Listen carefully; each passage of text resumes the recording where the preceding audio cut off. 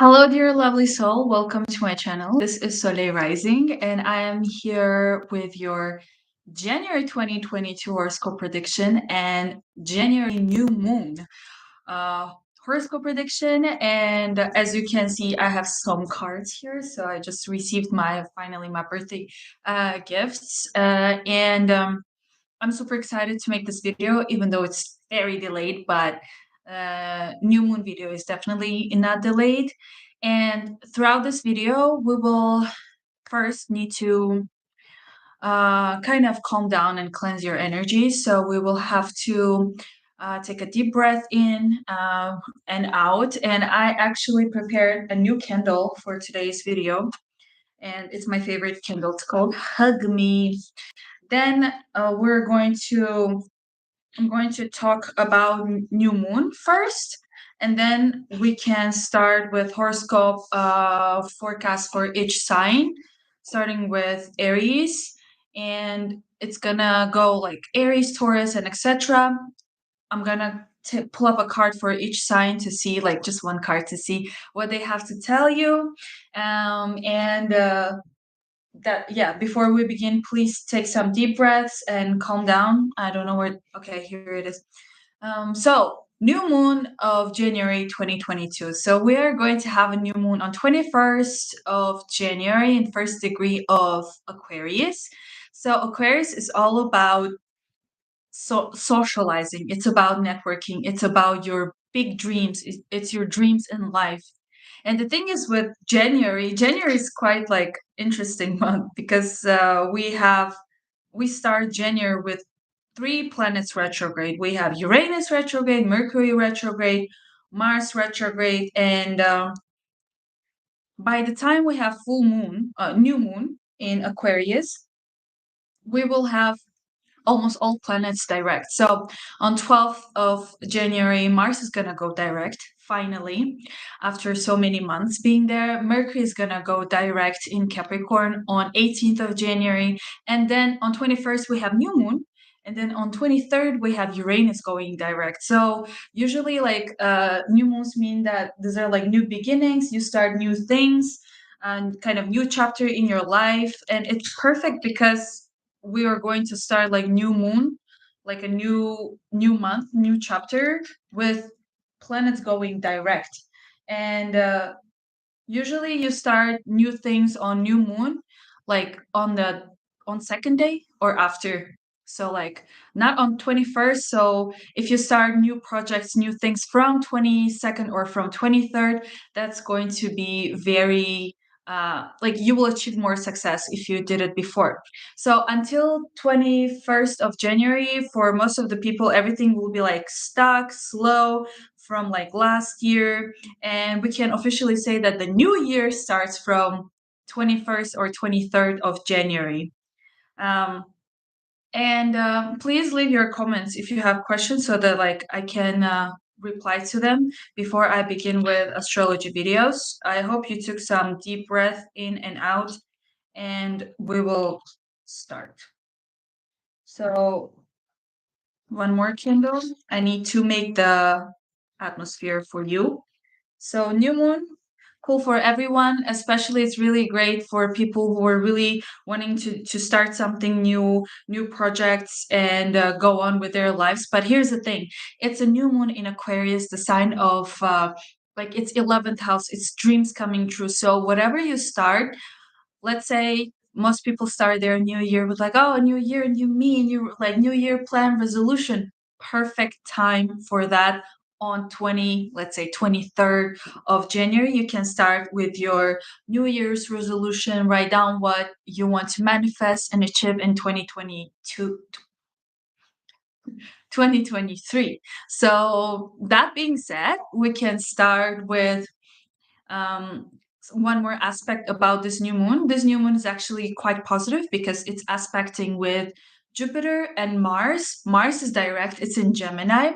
And then Jupiter is in Aries. It's also direct. So new moon is going to make sextiles with these two planets, like forming like a triangle between these three planets, which is amazing because Mars is about like networking, communication, short distance traveling, and Aries is all about you. How do you look? How do you present yourself? So this new moon is definitely something that you're going to do that is going to be global.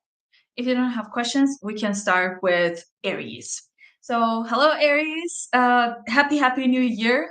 And this is your January 2023 astrology forecast.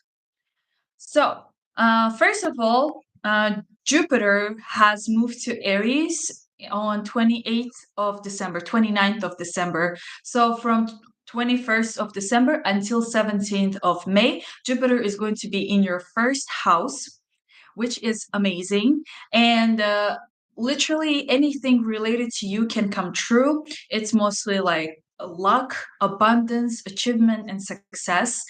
For some people, it's like changing your style, the style that you will really like. For some of you, you will meet the partner of your life. For some of you, it's having kids. For some of you, literally your dreams coming true. And then on January 12th, Mars is going to go direct in Gemini in your third house. It has been in Gemini from August and it has been direct from October. So if you have felt that there is some kind of delay or you couldn't go forward with your plans or with your traveling or with your sale, like selling or buying, let's say a car or technology, this is the perfect time. Now, finally, Mars will go direct and everything will be more smooth and chill, and more fast because Aries is the sign of like action, action, let's do it now. Then on 18th of January, Mercury in Capricorn in your 10th house of career status is also going direct. So if you have felt like you have been stuck or you couldn't move forward with your career or your purpose in life, from 18th of January you will have more clarity and things will be more fast. Then we also have Venus entering Aquarius to in your 11th house from January 4th.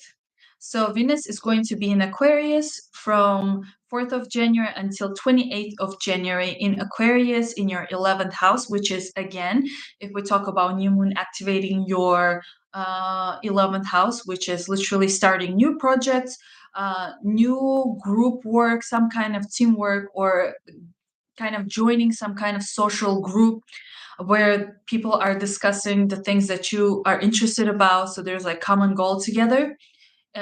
Venus being there means you will definitely have really nice networking. You will meet really nice people who will be kind of become your friends, and you will have good cooperation and collaboration with them.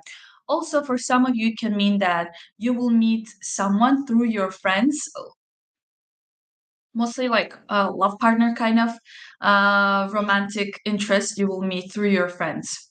Then on 28th of January, Pisces is going to go to your 12th house until February.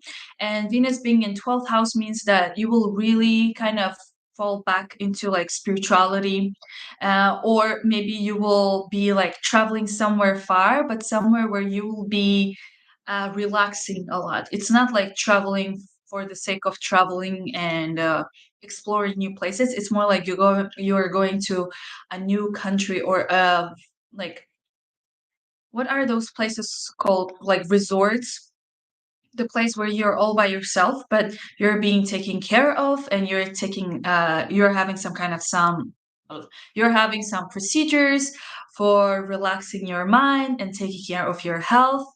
For some of you it can also mean that you're getting more into spirituality, like learning a tarot, astrology, and having lots of fun as well.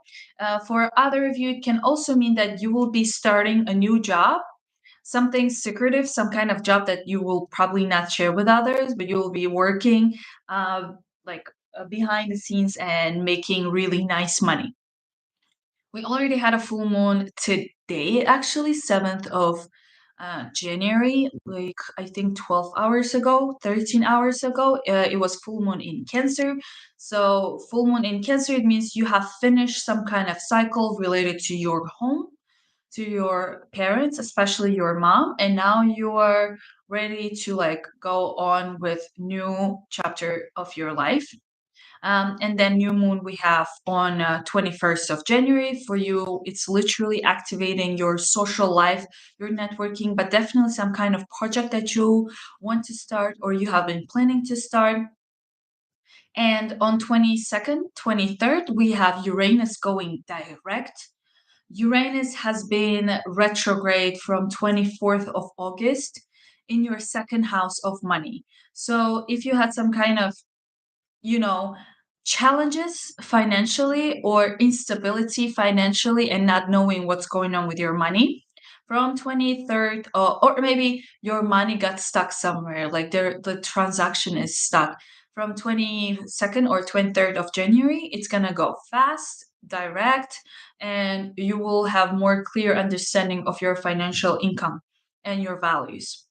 And I forgot to mention, I've already prepared January 2023 astrology video, like yearly horoscope video. You can check it down below, like it's in the description. And if you are interested in having a private consultation or one-on-one reading with me, you can also check the links down below. I would really love to work with you. And this is something new I'm trying out. So I'm gonna go with I'm gonna go with one tarot card reading, like what the cards have to tell Aries for January 2023, or for their new moon. And then I'm gonna also ask Oracle decks for some kind of advice here. So for the tarot card, like 10 of Wands flew out. I don't know if you can see it clearly. So 10 of Wands flew out.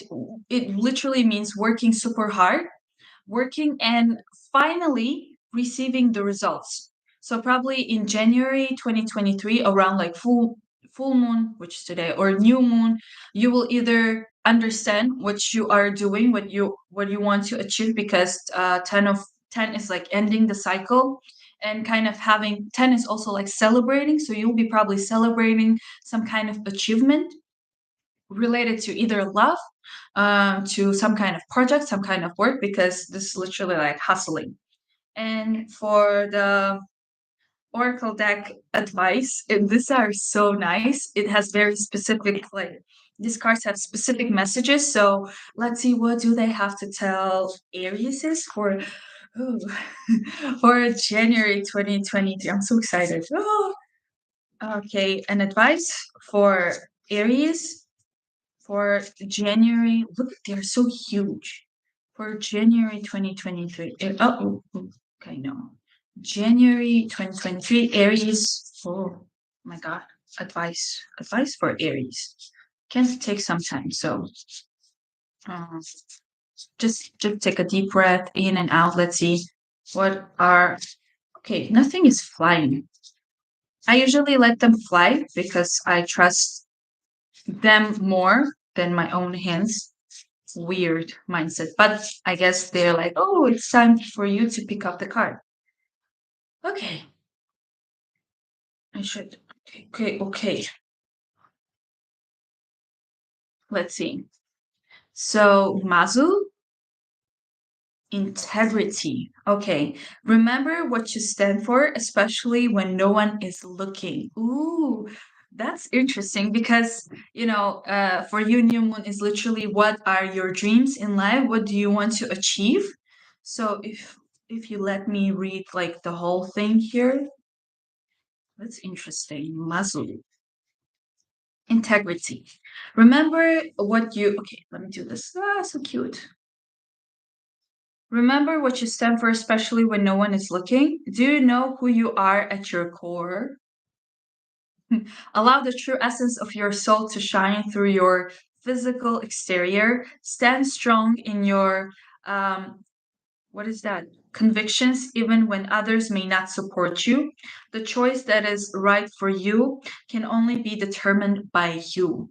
This also can kind of correlate with Jupiter being in your first house in Aries, where you're learning about yourself and identifying who you are. I stand behind you, pushing you gently forward, urging you to acknowledge your truths. Okay. It is within you to shine a light upon shadows that are overlooked. to aid in the collective awakening, to be a pillar for those who seek guidance and understanding. Stay true to yourself and your values. Mm, this is really beautiful because I think like January is definitely going to be this kind of month for you. Thank you again. Please make sure to check your rising sign, sun, and moon as well. And we're moving on with Taurus. So, hello, dear Taurus. Happy New Year. This is your January 2023 and New Moon 2023 forecast, astrological forecast. As I mentioned in the beginning, after I go with astrological aspects, I'm going to go with a tarot card and some kind of guidance from this oracle deck that I received for my birthday. And if you're interested in a consultation or one-on-one reading with me, the links are all going to be down below. Also, your yearly 2023 astrology video is also down below. You can check it out. So let's begin with your astrology forecast first. All right, something important happened in December, 21st of December. Jupiter went back to Aries. It went direct and it went to Aries in your 12th house. So for a lot of Tauruses, Jupiter being in 12th house, it literally talks about you learning about yourself, like about your soul, about your core, about your spirituality more. A lot of you also, 12th house is the house of immigration and traveling abroad, but for very specific purpose of like either immigrating or staying there for a long term and by yourself. So also in the end of 2022 it was like the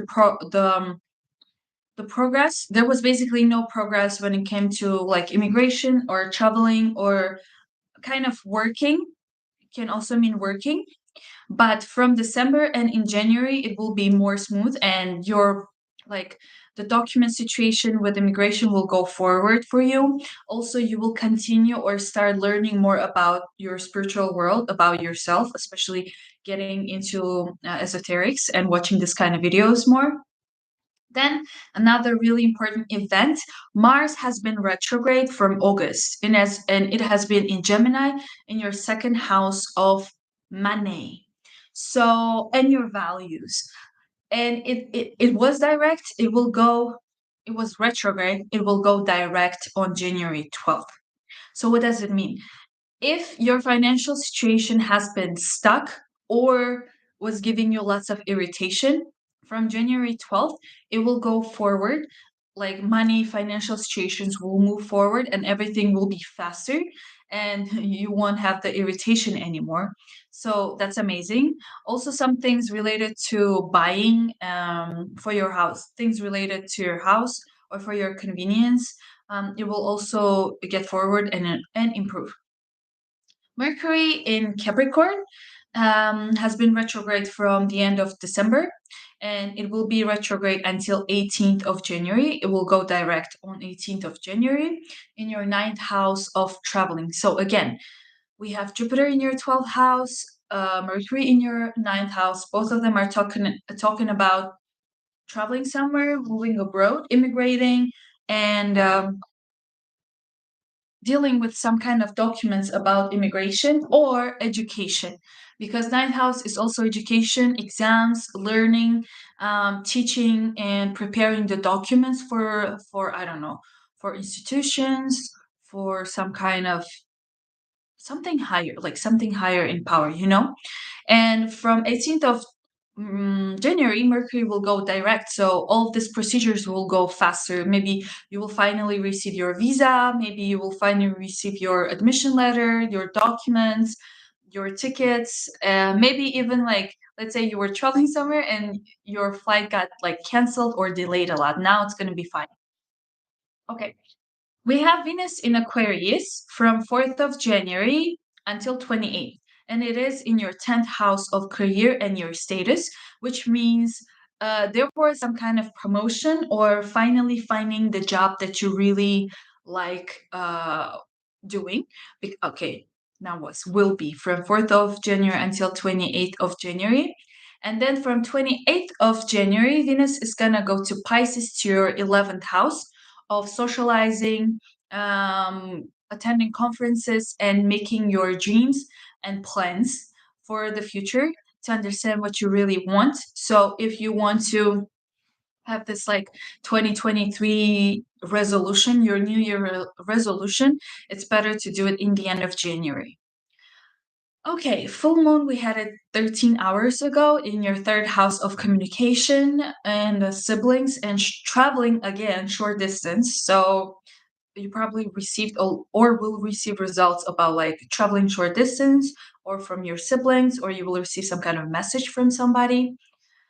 Then we are having new moon in Aquarius on 21st of January in your 10th house of career.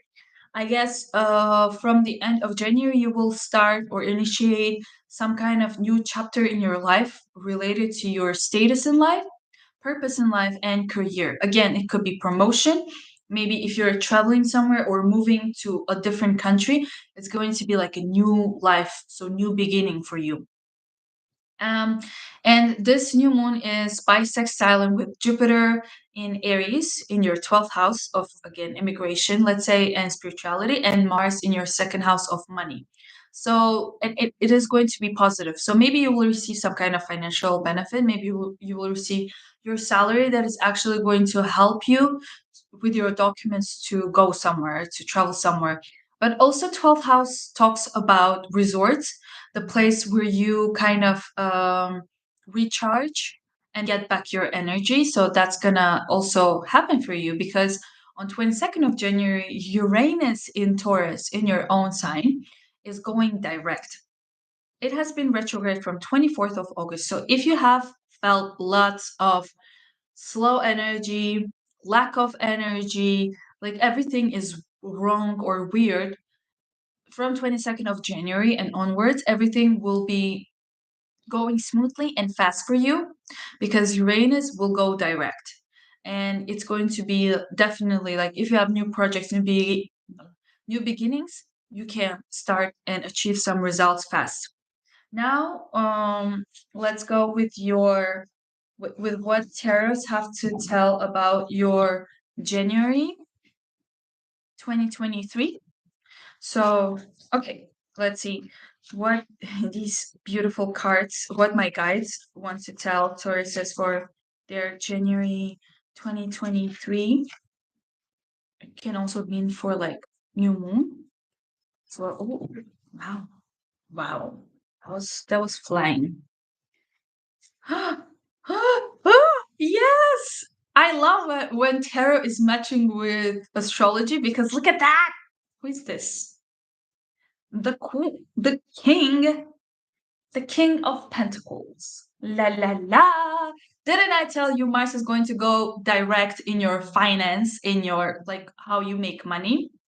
And then we have Uranus going direct, which means in Taurus, which is also money. So there is some kind of profit coming into your way, or if you're starting some kind of project or you have something important in your life that you are like working on right now, it's going to be stable, it's going to continue, it will be like long term.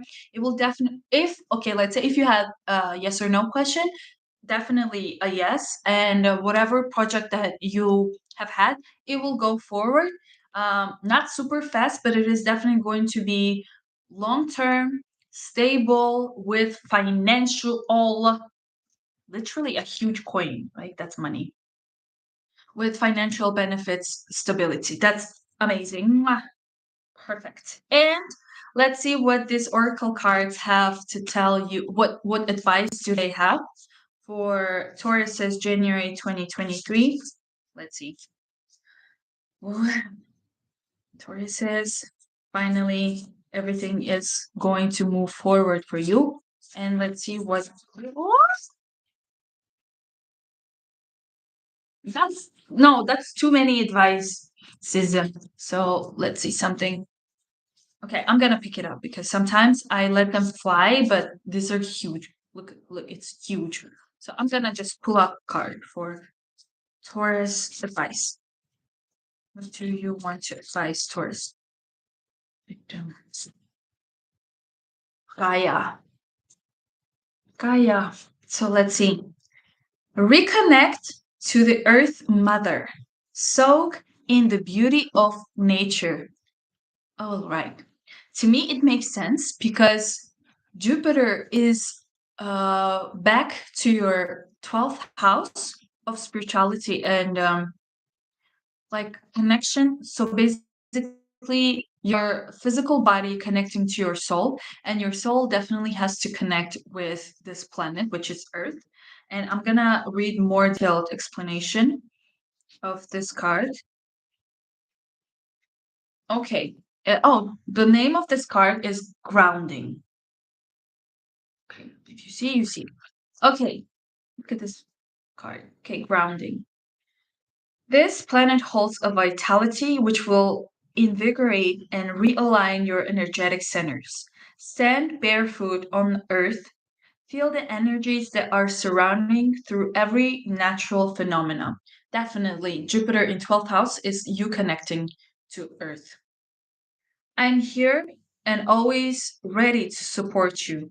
All you must do is answer my call, the call of the wind in through the treetops, the call of the ocean waves crashing along the shore, the call of the birds at daybreak, the call for you to feel the dirt beneath your feet and become grounded once again. Definitely. Jupiter, 12th house, ocean, relaxing, connecting with nature. You're being called to spend time outside and absorb the vibrations. Let them bring you into the present. Feel the shift in your own being as you recharge. Didn't I tell you Jupiter in 12th house means you're going somewhere to recharge and get back your energy and get back connected to your soul and your spirituality. So this is your message and your astrology forecast and tarot advice. So, if you're interested, please subscribe to my channel. And if you want to have one on one consultations, the links are down below. We're moving on to Geminis. Hello, dear Gemini. Happy New Year. This is your January 2023 astrology and some tarot and some oracle deck forecast and advice and message for you. We are going to start first with your astrology forecast, and then I'm gonna grab some tarot advice and some oracle deck advice after I finish with astrology. And if you're interested in one-on-one consultation or have a reading with me, the links are down below. Your yearly 2023 astrology video is also out. The links is down below. You can check it out. Please make sure to check your rising, your sun, and moon. So let's begin, dear Geminis. What do we have here for you? Okay, so Geminis, Jupiter has changed the sign from Pisces to Aries on 21st of December. So it means that the whole January and until 17th of May, Jupiter is in your 11th house of communication, networking, big dreams, teamwork, and some kind of projects. And the thing is, the whole month is kind of slow because we have three planets retrograde. And then around the new moon on 21st of January, everything will kind of move forward and fast for everyone, especially for you. Jupiter being in 11th house literally brings you good luck and success, abundance in everything related to 11th house. Literally, 11th house dreams coming true. So if you have had or have been working on some kind of project for a long time, especially from last year, you will finally either there will be progress, it will move forward, and you will be receiving like really nice connections and receiving lots of followings. If your project is related to social media, where you need to have this audience or people to see your work or your art or your baby, you will be receiving like a popularity during this time until 17th of May, which is amazing. Also during this time, maybe you will finally find the people to work with in your project, or during this time you will be meeting a lot of people and connecting a lot and socializing basically. Mars has been retrograde since August, and it has been in you, in Gemini, in your first house. So it will go direct on 12th of January. So if you felt like life is super slow or there are too many obstacles and tensions for you until now, from August, let's say, from 12th of January, the doors will open, everything will go fast and smooth for you. When Mars is retrograde, especially in your own sign, in your first house, you literally feel like you're trying to break through the wall or through the door that is locked from outside, from the other side. And from 12th of January, the locks will be open and like the door will open and you'll be like, wee, moving forward, and literally anything, especially since Jupiter in your 11th house of dreams coming true, literally whatever you want will start coming true. Also, perfect time for manifesting, I believe.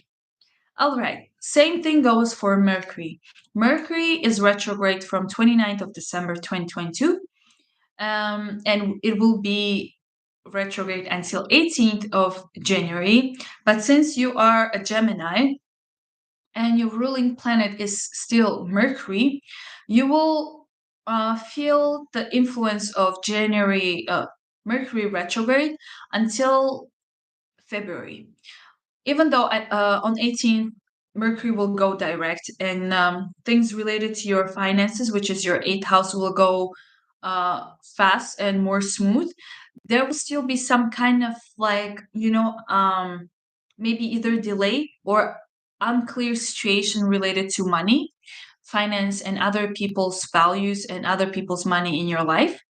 So, that being said, we can move forward with things related to your finances and money from February.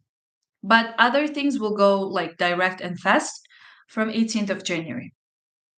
Next thing we have is Aquarius.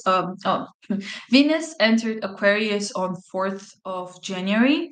It entered your ninth house of traveling abroad, studying abroad, working with international companies, working with foreigners, getting accepted to university or getting graduated, getting your diploma, getting some kind of paper about like languages, if you are learning new languages, or if you are planning, because it's new, it's entering for the first time this year. It means from January, you will probably initiate a new chapter of your life because new moon is also in Aquarius in your ninth house, which literally means you will this year from January think about either studying abroad, going abroad, traveling, learning new languages, learning new things because it's about education, or working with foreigners or in an international company. Literally connect this with new moon. It's amazing beginning for something foreign, for something new in your life. Then Venus will enter Pisces on 28th of January in your 10th house of career. So there will be definitely some kind of new change related to your career or your status in life. Okay. Then another important thing is that Uranus has been retrograde from 24th of August in your 12th house of spirituality, immigration, documents related to far lands. And again, if it was stagnant, now it's going to go forward. All right. So we're done with astrology aspects. Now we're going to go with some tarot. Let's see, if you have questions, you can always leave them. Okay, so what do the cards have to tell Geminis for their 2023? Oh, okay, didn't fly. We needed to fly. Okay. Da-da-da. Let's see, dear Geminis, what's gonna happen? What my guys have to tell Geminis for 2023, January 2023? What do they want to tell you? It can literally be like, oops, we don't want to say anything and nothing's going to fly out, and I'm gonna kind of have to pick up a card by myself because maybe some people are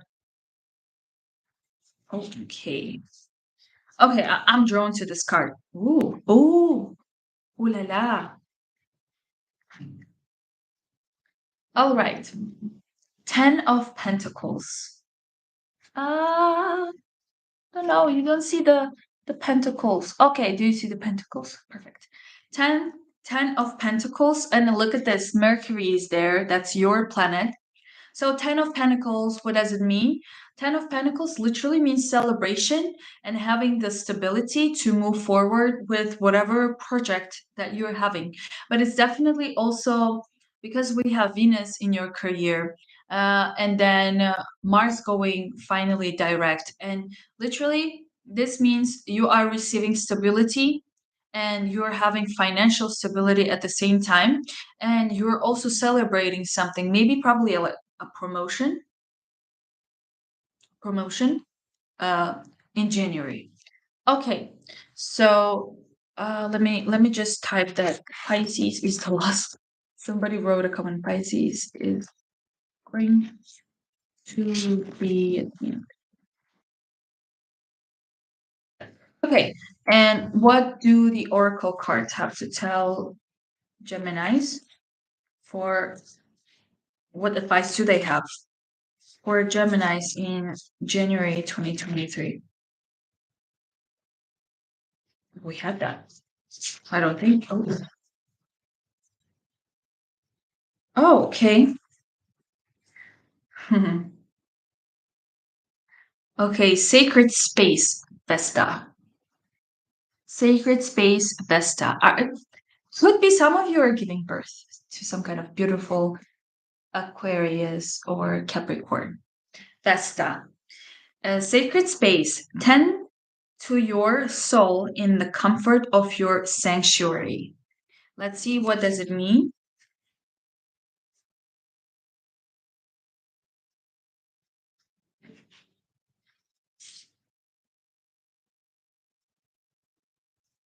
All right. Sacred space, Vesta. Guys, this is Gemini's reading for now. Wait for your sign or go back if you're Aries or Taurus. So this is for Geminis. Clear the clutter and chaos roaming freely in your mind. Whoa. Okay, Geminis are usually in their head a lot. So clear your mind, create a holy ground, a sanctuary, a sacred space for you and you alone. That's beautiful. Set your intentions for the space by using the sounds of natural properties, by using the aromas that elevate all your senses, by using the smokes and oils of your earthly realm to clear frequencies and add a layer of protection from unwanted energies that are not yours and from ones that you no longer require. Let them go now. Get some candles, get some oils, breathe, meditate. You can do it, Geminis. Your mind talks a lot, so you definitely need some time alone with your mind and with your soul. In this space, I will offer your vessel true comfort. In this space, I will show you what it feels to be divinely supported.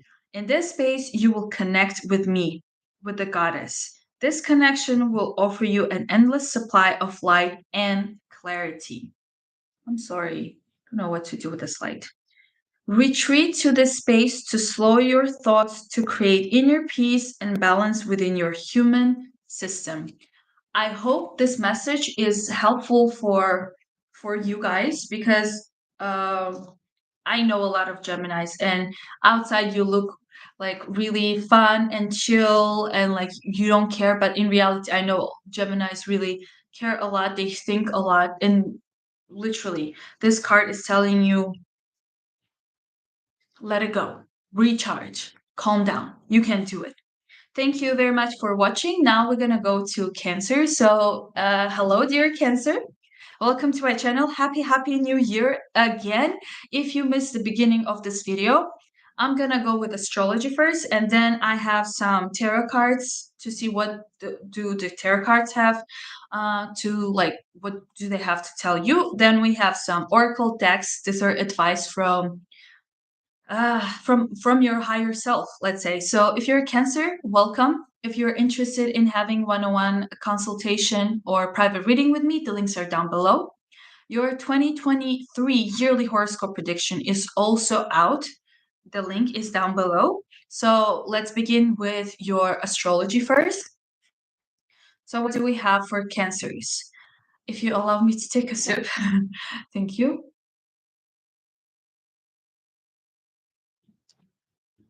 Cancers, this is, I think, your year because, first of all, on 21st of December, Jupiter went to Aries, to your 10th house of your status, your purpose in life, and your career. Jupiter, January, Jupiter being in your 10th house can bring so much abundance and change in your status, your career. For some of you, it can literally mean that your career is growing, you are getting promoted, or if you have your own business, it's definitely growing, or your reputation is growing. For other of you, it's change of status. What does it mean? Change of status literally, I know I'm using a lot of literally. Change of status means uh, let's say you applied for a university, now you're a student, you change your status to student. You have graduated, you're graduated. You're married, some of you can get married, some of you can become parents, a mother, a father. It's beautiful. Jupiter 10th house also means that because Jupiter is about spirituality and education and curiosity, and 10th house being your status, forget about status, purpose in life, it can mean that you will be discovering yourself in terms of what do you want to do on this planet? What do you want to do for your, let's say, for your work? What is your purpose in life? Not only for work, but in general, what do you want from this life? So that's going to be your kind of learning curiosity period until 17th of May. You'll be definitely growing. Whatever it is, you will be growing. All right. Next thing we have Mars has been retrograde also from August of 2022, and it will go direct on January 12th. In your 12th house of immigration, spirituality, and connecting to your soul. Mars being in 12th house can also mean that maybe some of you felt super isolated because 12th house is isolation, like you felt like you have no power to get out of your house, or you were stuck in one place and you didn't know how to escape this, let's say, reality. You didn't know how to move forward, and that could cause some kind of mental problems or like lots of tension in your heart because your soul was trapped. It felt trapped. Now, from 12th of January, you will feel more free and you will have less like tense emotions that you have had, like let's say in the past few months. If you have felt stuck or literally locked, you will be free. Your soul will be free from 12th of January. Next thing we're having is Mercury. Mercury is retrograde from 29th of December. It will be retrograde until 18th of January in Capricorn in your 7th house of partnerships, one-on-one partnerships with anyone, but mostly love partner or business partner. Mercury retrograde can also bring exes, so you might receive some calls or like your ex-partner will be messaging you like, "Hey, let's get back together." Or maybe you will get back maybe you will start a connection with someone from your past that you have known as a child or somewhere you knew them, and then you will start communicating. It could grow to some kind of love relationship, but mostly it talks about you being very connected to the other person with whom you are having conversations. And retrograde can also mean delays and miscommunication when it comes to your partner. Delays in terms of 7th house can also be like contracts, signing contracts and papers. Um, and also, it can mean that there could be some kind of misunderstanding. You say something and the other person perceives it differently. Also, it can mean if you have a business with clients, your old clients will get back to you. Your old audience will be getting back to your work. On 4th of January, Venus enters Aquarius to your 8th house, and it will be there until 28th of January.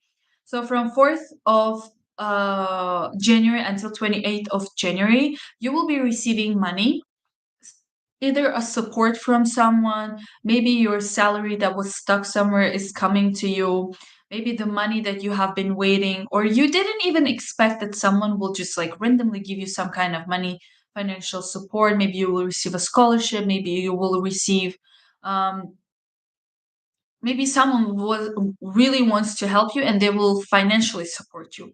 It can also mean that you are becoming like you are connecting with your partner on very like deeper layer level, like understanding their secrets, understanding who they are. There's like really deep understanding and learning and connecting with your partner.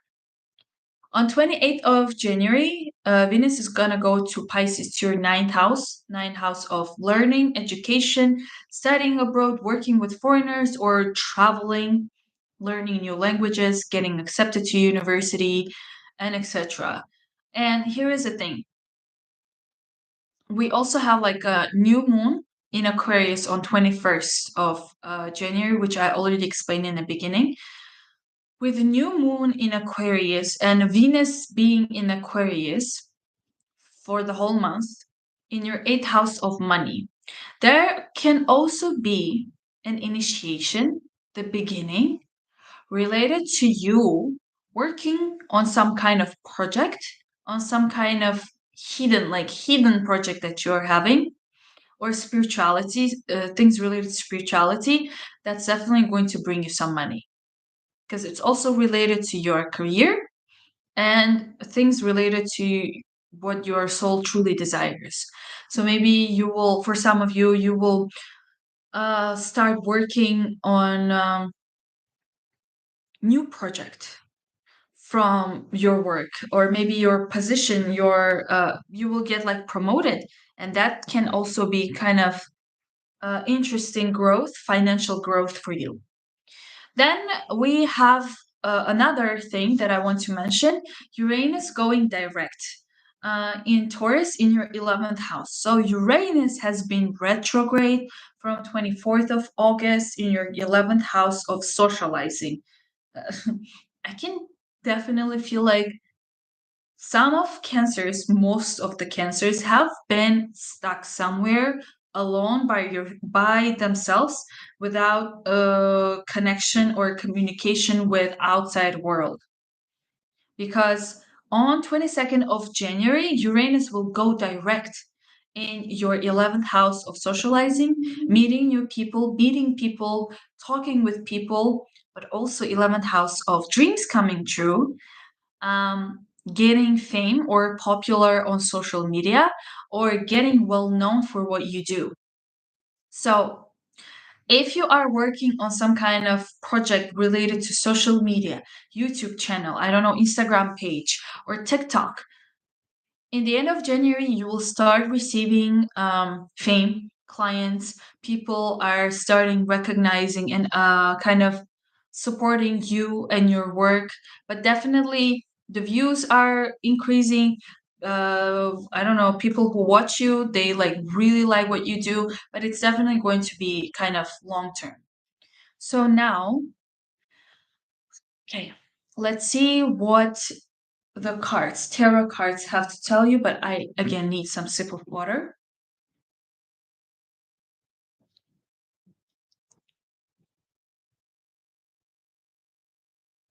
Okay, I'm reading a comment, sorry. Okay, misbehaving, because this is live, so I'm so sorry, guys. I'm gonna go to Libra and Sagittarius very soon. So right now we have Cancer, then I'm gonna go Leo, Virgo, or is after Virgo, Scorpio, no, Libra, and then Scorpio and Sagittarius. So you can wait or come back like after 30 minutes, because I think I'm having like 10-12 minutes per sign. So right now, let's see what tarot cards have to tell my dear Cancers. My sister is a Cancer. So let's see, what do my lovely cards, very fresh for my birthday cards, have to tell Cancer for their January 2023.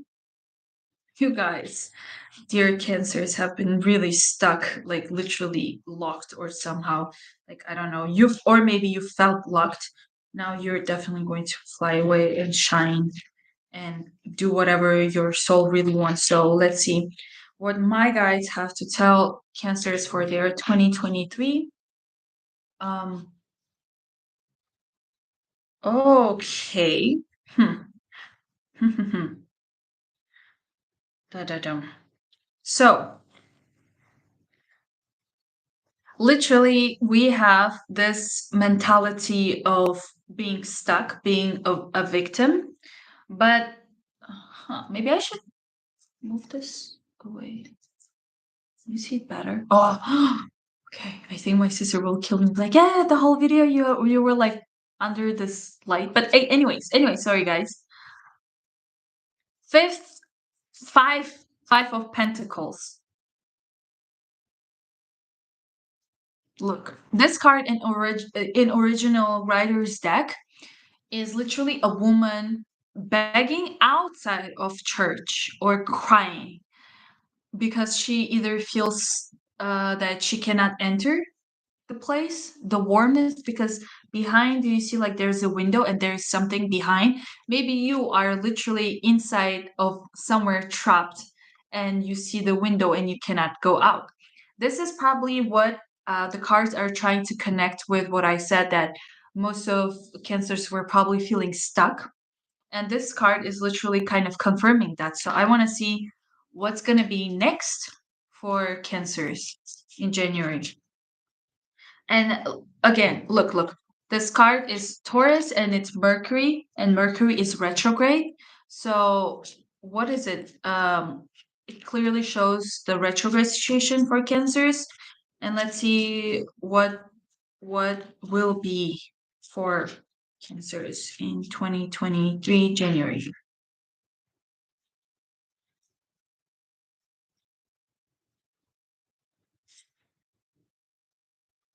And this card, oh, okay, we have two cards coming up. I don't know, Cancers definitely are attracting this card to talk more. So literally, this card means you feel trapped or stuck, and there is like some of you were probably literally begging for money or asking for money. Where's my money? And also, this can talk about like, hey, there is a window, there is a way beyond this place, there is something else beyond. As an advice, this card means like, look beyond. There is something else that you're not seeing and you don't know what is there. So don't kind of trap yourself mentally somewhere. And then these are the cards that came out for probably what's going to happen after retrograde. So after retrograde, we have 10 of Pentacles. So 10ths are celebrations, it's happiness and cultivation and kind of finishing some kind of cycle. And 10, and then we have Pentacles. So probably in the end of January, you will be receiving or kind of celebrating something related to your, again, 10 career, your purpose in life. And we have Ace of Cups. Together, to me, it means you will be working on a project that you love, project related to what you care about, what you want to do. It's also related to spirituality. And this project will definitely financially be successful and bring you the fruits of your labor, but they're definitely connected to what you want.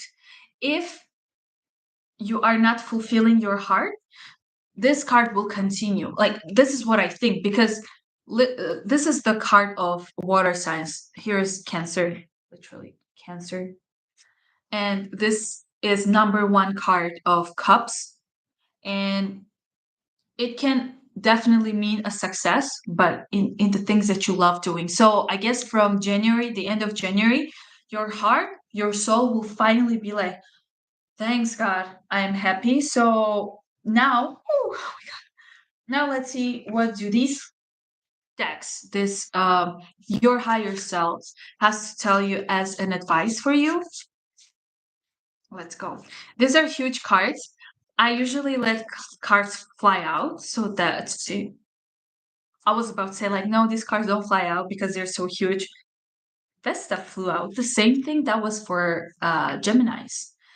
And Gemini, I was talking about Geminis that they look so like chill and like fun. They're having fun. Everything is great in their lives.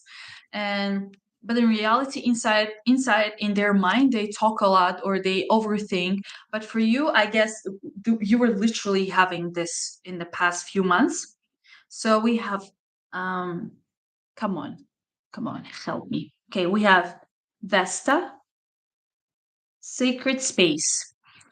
Tend, tend to your soul in the comfort of your sanctuary. I'm gonna read this. You definitely like Cancers. You definitely need this message. I mean, knowing your astrologically what's going on with your chart. Please listen. Clear the clutter and chaos roaming freely in your mind. Create a holy ground, a sanctuary, a sacred space for you and you alone. You and you alone. Again, you were and you are probably in isolation by yourself. So it's perfect time to kind of have this connection or communication with your soul and understand what you really want. Set your intentions for the space by using the sounds of natural properties, by using the aromas that elevate all of your senses, by using the smokes and oils for your earthly realm to clear frequencies and add a layer of protection from unwanted energies that are not yours and from ones that you no longer require. Let them go now. Let it go. I love this. Let it go. Let it go. Whatever is in your heart that is like squeezing you and not letting you breathe, let it go. Lit some candles. Go to the nature. Go to some river. Go somewhere where you can see trees, the wind blowing, the air smelling. Like you can feel the nature. Meditate and let go of all the tension that you have inside. And I'm definitely sending my love and lots of positivity for you. In this space, this card is telling you, can you see it clearly? In this space, I will offer your vessel true comfort. In this space, I will show you what it feels to be divinely supported. In this space, you will connect with me, with the goddess. This connection will offer you an endless supply of light and clarity. Retreat to the space to slow your thoughts, to create inner peace and balance within your human system. Mic drop. Mic drop. Guys, this is something that I have just noticed. Some of you are probably pregnant or will give a birth, but to me, when I think about a pregnant woman, it's fifth house. And fifth house to me is a baby in astrology. It's creation. I really feel like some cancers in January will be growing, nurturing, and building something within them that then they can share with the world. So again, it's about that project. These cards, where are they? Yeah. Literally, Ace of Cups. Growing what is within you, nurturing and building something coming from your soul, from inside of you, something authentic, something unique, and something new that will definitely support you and give you this abundance and clarity of what you really want in your life and what is going to happen. I don't know, I think this was kind of long and probably some kind of message that you definitely cancers need to listen to. And again, thank you very much for stopping by. Please subscribe to this channel. I know a lot of cancers watch but they never subscribe. I know you love this kind of things, but I don't know, for some reason you don't support. Please do so. Please subscribe to my channel. and we're moving on. So Happy New Year again. I'm sending you lots of love, lots of positivity. You can do this. All right. And we're moving on to Leos. Hello, dear Leo. Happy New Year.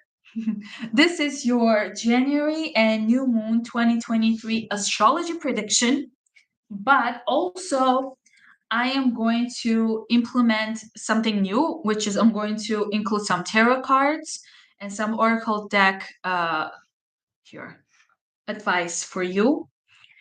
I don't know, set your room, organize your room, lit some candles, make this energy positive, and take some notes if you want. But I will need to drink again.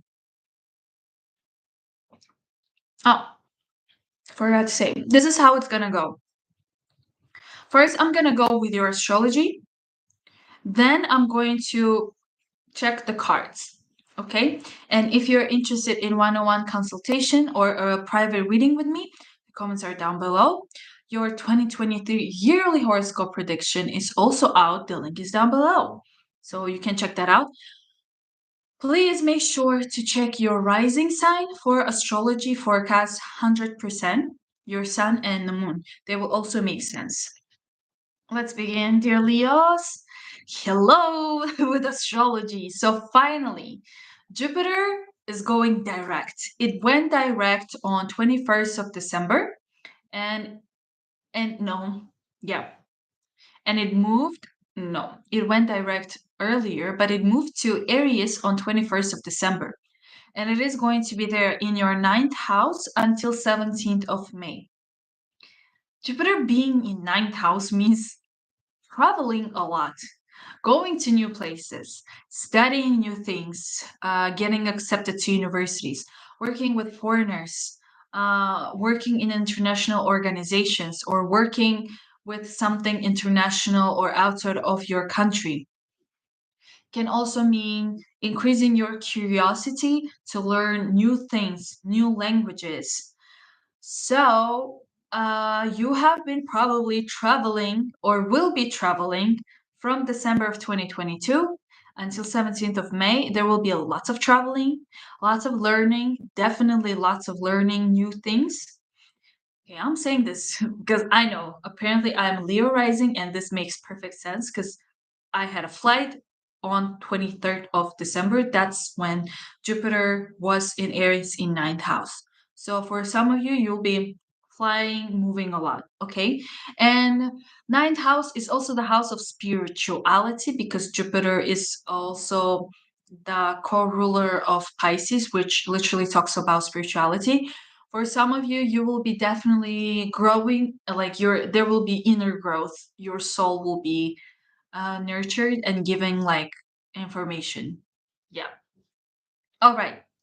Another thing we have, Mars has been retrograde from August, and it has been retrograde in Gemini in your 11th house of socializing, connecting with people, your dreams coming true, having dreams and plans for your life. And it has been retrograde. It will go direct on January 12th. So if there are some Leos who have felt like, I don't know, what do I want to do in this life? Or literally your plan or your project or your dream is not going anywhere. Or if you're like, literally your mind got stuck in like what you actually want, it was like a pause. Like, I don't understand what is happening.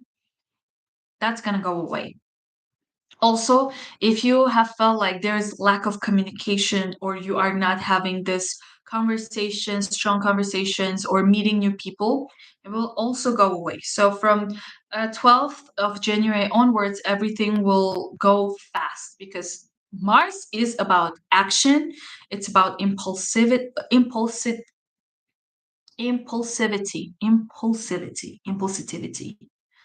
Mercury retrograde is like messing up with my tongue. But anyways, yeah, everything will go fast because another thing we have is Mercury retrograde. Mercury retrograde is in your Capricorn in your 6th house until 18th of January. So Mercury being retrograde in 6th house means some kind of old problems are coming back, like health-wise, or old things that have been stuck in your body are coming out. Like, look at my face. Like everything's like popping and coming out. It can also mean that you're getting back to some kind of old job that you have done before. It can also mean that you're getting back with old colleagues and you're working on some kind of projects, the ones that you have done before. It can also mean there are some health issues that are rising back and the ones that you have not kind of checked or seen before, or they were there and you didn't kind of care as much. It can also mean that you're getting back to some kind of old habits or old diet. Maybe you are starting to take care of your health and going to gym on or exercising more. Then it can also mean, sorry, there's a lot of meaning. But yeah, basically retrograde is doing some things that you have done before. It's perfect time to redo them, reanalyze them, and work on them again. Can also mean that people from the past are coming back to you and you're having more conversations with people from the past. But for you, it's definitely rethinking about how to take care of your body, or you are really caring about your health at this point that you will be implementing or starting to take care of yourself more. And maybe it can also mean that there's some kind of, you know, you feel like stuck in some kind of work related situation. From 18th of January, Mercury is gonna go direct, and you will feel like if there is some kind of if you wanted to have motion, or you could be taking a pause, or you're like not working anymore or doing something with your work. From 18th of January, you will start receiving more offers, like work related, and you will get back to work after 18th of January. All right. Venus has been in Aquarius from 4th of January until 28th. It will be in Aquarius in your 7th house of love and partnerships and clients. So for some of you, knowing that Mercury is retrograde, it's not the best time to meet new people and fall in love with new people, but it's perfect time to get back to your exes, or exes coming back to you, and you're having lots of conversation about like, why did this happen? How can we move forward, and etc. It can also mean that you are getting back to your business partner on some kind of project or business that you together want to accomplish and work on more. It can also mean that you are having new ideas and related to what you actually love with your business partner. For other of you, it can also mean that your communication is getting better, or you are having more communication with your love partner or business partner. Can also mean that the client, you're starting receiving like orders from your clients. If you have a business or you work with like signing contracts, this is perfect time for that, because Venus is also money. So you will be receiving some kind of new partnerships, or thinking about new partnerships that will definitely financially benefit you and the other party. On 28th of January, Venus is going to go to your 8th house, to Pisces. So you will be receiving some kind of financial support or some kind of financial gain from other people, from, let's say, investments or scholarships or some kind of grants, or literally somebody giving you money to help you or to support you. That's amazing. We have had a full moon today, literally like 14 hours ago, in Cancer in your 12th house. So you finished the cycle of probably inner growth and spirituality and understanding what your soul wants, or how do you see yourself with spirituality. And on 21st of January, new moon. We have a new moon in Aquarius in your 7th house again, of partnerships, love partnership, business partnership, and clients. Amazing. This can mean that you will start working with someone in partnership for some kind of new venture, or to improve the business that you already have. which is definitely related to money. For love partnership, if it's okay, it's from 21st, right? So from 21st we don't have any Mercury retrograde or Mars retrograde. So it means maybe if you meet somebody new, you'll probably meet them after 21st of January, and this person could be the partner for you in the future. But it can also mean that these conversations that you have had with someone from past during this Mercury retrograde period, it will start developing or open a new chapter for you from 21st of January. And this new moon is connected to your 9th house and 11th house. So 9th house of foreigners abroad, traveling abroad, studying abroad, working with international organizations or with foreigners, and your 11th house of literally your dreams coming true. What are your plans in life? So together, you're definitely starting some kind of definitely like amazing project, something that is truly connected to your soul, but with a partner. And last but not least, yeah, Uranus has been retrograde from 24th of August in your 10th house of career. Some of you have been stuck in your career, or there was some kind of long pause when it came to work. Like you have job, but you feel like it's not going, it's not progressing, or it's not moving somewhere. Or for some of you, you literally stopped having clients, stopped having like consultations, stopped doing something with your work, right? And from 22nd of January, this Uranus will go direct. So from 22nd of January, after the new moon and Uranus going direct, there will be some kind of movement, some kind of shift in your work, in your career, in your status in life. That's amazing. I hope it relates. And now we're gonna go with the cards, but let me check the comments. What sign are you on currently? Leo. And you did Aquarius yet? No. Aquarius is a bit later. So I'm tracking time. Every sign is around 10 minutes. So I just almost finished Leo, and I'm gonna go with cards. And then we have Virgo, and after Virgo, so basically count 10 minutes from each sign. So after like 5 minutes, I'm gonna go to Virgo. But let's see, dear Leos, what do my tarot cards, my guides, have to tell you about your January 2023? Let's see. What is there for Leos in January 2023? January 2023 for Leos. It can take some time, so bear with me.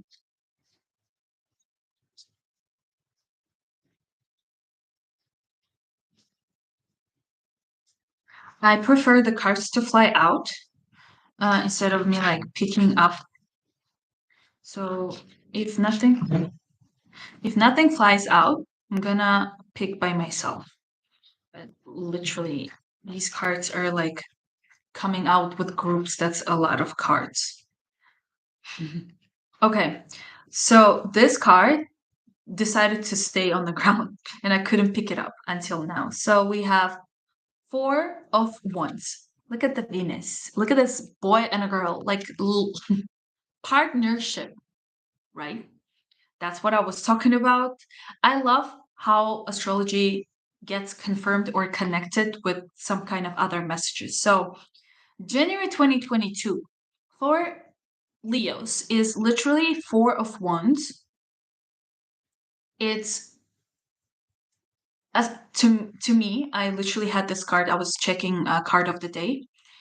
It means fruitful and successful cooperation with somebody. If you are thinking about partnership with someone during January 2023, you will definitely meet this person or will be working or thinking about this. But I want to check if something else will fly out. Oh la la! Again, Venus. Oh my God, you guys. Venus and its Empress. I don't know. I don't know. We have two, like Venus, Venus for you in seventh house of partnerships. Again, talks about partnerships, love, and Venus being here. We have Empress number 3. It's a major arcana, and Empress to me is someone who is freaking stable and knows exactly what she wants, or Empress is a she, okay? I don't want to get into this. Okay, it's someone who knows exactly what they want. It's definitely someone who's nurturing when it comes to work or business. They do their job to the perfection. It's the card of like abundance and being kind of very sure, and this person definitely knows what's going on. And also Empress is the person who is very, like, reserved and has really great status. Like people around them, when they see them, they're like, oh my god, what a goddess. Okay, beautiful. You can check out for extra information if you want, but let's see what these oracle cards have. What advice do they have? Because here we have your higher self advice. It's not my higher, because these are my higher self. I think these are your higher, because yeah, what Leo's, a person who is watching, what your higher self has to tell you. I love this card. Also for my birthday, they sent it to me. My wow. Ew! There are 3 cards, but I'm gonna go with the one that I definitely saw. We have Ariane. Okay, how do I read this? Orion Hot. Don't judge me. Divine timing. Everything is happening according to a plan. La la la. Everything is happening according to a time. Divine timing. I'm gonna read the message, and I love it. Let's see. There is also Ariadne Hot. These are very fresh, very new cards, so I'm learning too. These are something new. Everything is happening according to a plan. So I told you, Mars has been in your life plans, your goals in life, and it has been stuck. It has been retrograde. Now it's going direct. So your dreams, your plans in life are moving forward. Trust in the divine timing that is working with you and for you, not against you. I am opening doors that need to be opened, shutting those that serve no purpose any longer. I am showing you paths in which you may take, all lead to your desired outcome. Desire, your dreams, your 11th house of Mars. So it was retrograde or slow so that you understand and see what exactly is happening and what exactly do you want. Stop applying pressure where it is not needed. Once you do, the rest will fall as it may. There is no need to rush or hurry things, for they are happening as they should in perfect timing. Boom. Checkmate. Mars going direct literally means it's time. Time for this stagnation to go away. It's moving forward. If you felt like, oh no, this is too slow, I don't understand. No, it was meant to be this way so that you probably learn something and understand something. And I guess this is the divine timing. This is the time. January is the time for you, dear Leos. Again, if you're interested in private consultation, you can always check the links down below. And we're moving with Virgo. So people who are not who are after Virgo, you'll have to count like 10-12 minutes to your sign. Let's say if you're Aquarius, you add Virgo, Libra, Scorpio, Sagittarius, Capricorn, Aquarius. So you're adding like 50 minutes. So I guess after 50 minutes, we will move to Aquarius, to Pisces, I will do my best to be fast, but you can I don't know, turn off the sound if you want and just wait every 10 minutes. And if it's an Aquarius, I will comment it down below so you can see. But now we're moving to Virgo. I will have to, I think, charge it. This laptop is gonna die. Wait, I have 23%. That's how much is it? 38 minutes. I don't think we can do it, but I'll try. Let's go. Hello, dear Virgo. Hello, lots of Aquariuses. I'm so sorry, guys. Dear Aquariuses, dear Pisces, you should wait like around 1 more hour. So maybe either please check your moon, your rising. Like you can go back if it's before Virgo, you can check it out. If not, then please wait a little bit and have some patience with me. I love you all, and I cannot wait to go and check all of you. That's why I'm here. I really love what I do, but unfortunately, I cannot control time. This is something that I want my superpower to control time because I'm very slow up here. Whew. Okay. You can also do, lit the candles, turn on some meditation sound, and try to relax while checking other signs because I really want you to calm down and be ready for your reading. And let's go with Virgos. Hello, dear Virgo. Welcome to my channel again. Happy New Year. This is your January 2023 and new moon in January 2023 astrology prediction, but also I will be adding some tarot and some oracle decks in the end of astrology.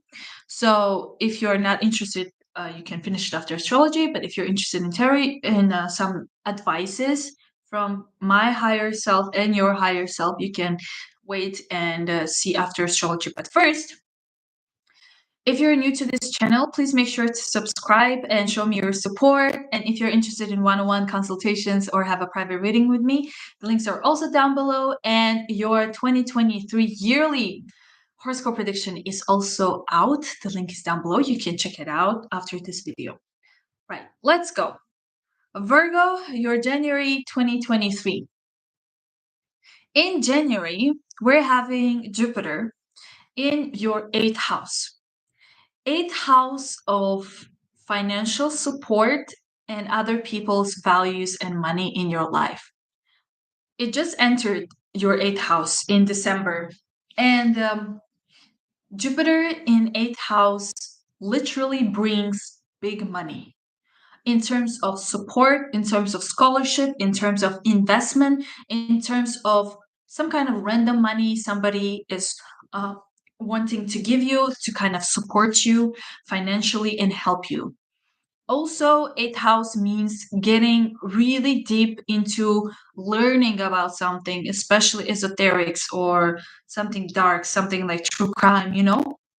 If you are interested in those, your interest will grow deeper and you will study those kind of things more and in depth. So that's amazing. Another thing we're having is, can I ask if there is anyone Virgo watching this at the moment? Because we have some people here. Is there Virgo here? I will be checking the comments. So take your time. You can type as slow as you want because Mercury is retrograde and Mercury is your planet. We have Mars also retrograde. Mars has been retrograde from August of 2022. And it will be retrograde until January 12th. And it has been retrograde in your 10th house of career, your purpose in life, and your status in life. So if you have felt like there is some kind of, like you felt like your career or your work is literally stuck and it's not going anywhere and you cannot do anything about it except for like feeling irritated and not understanding why am I not working or why my work is not improving or going somewhere. It's because of Mars.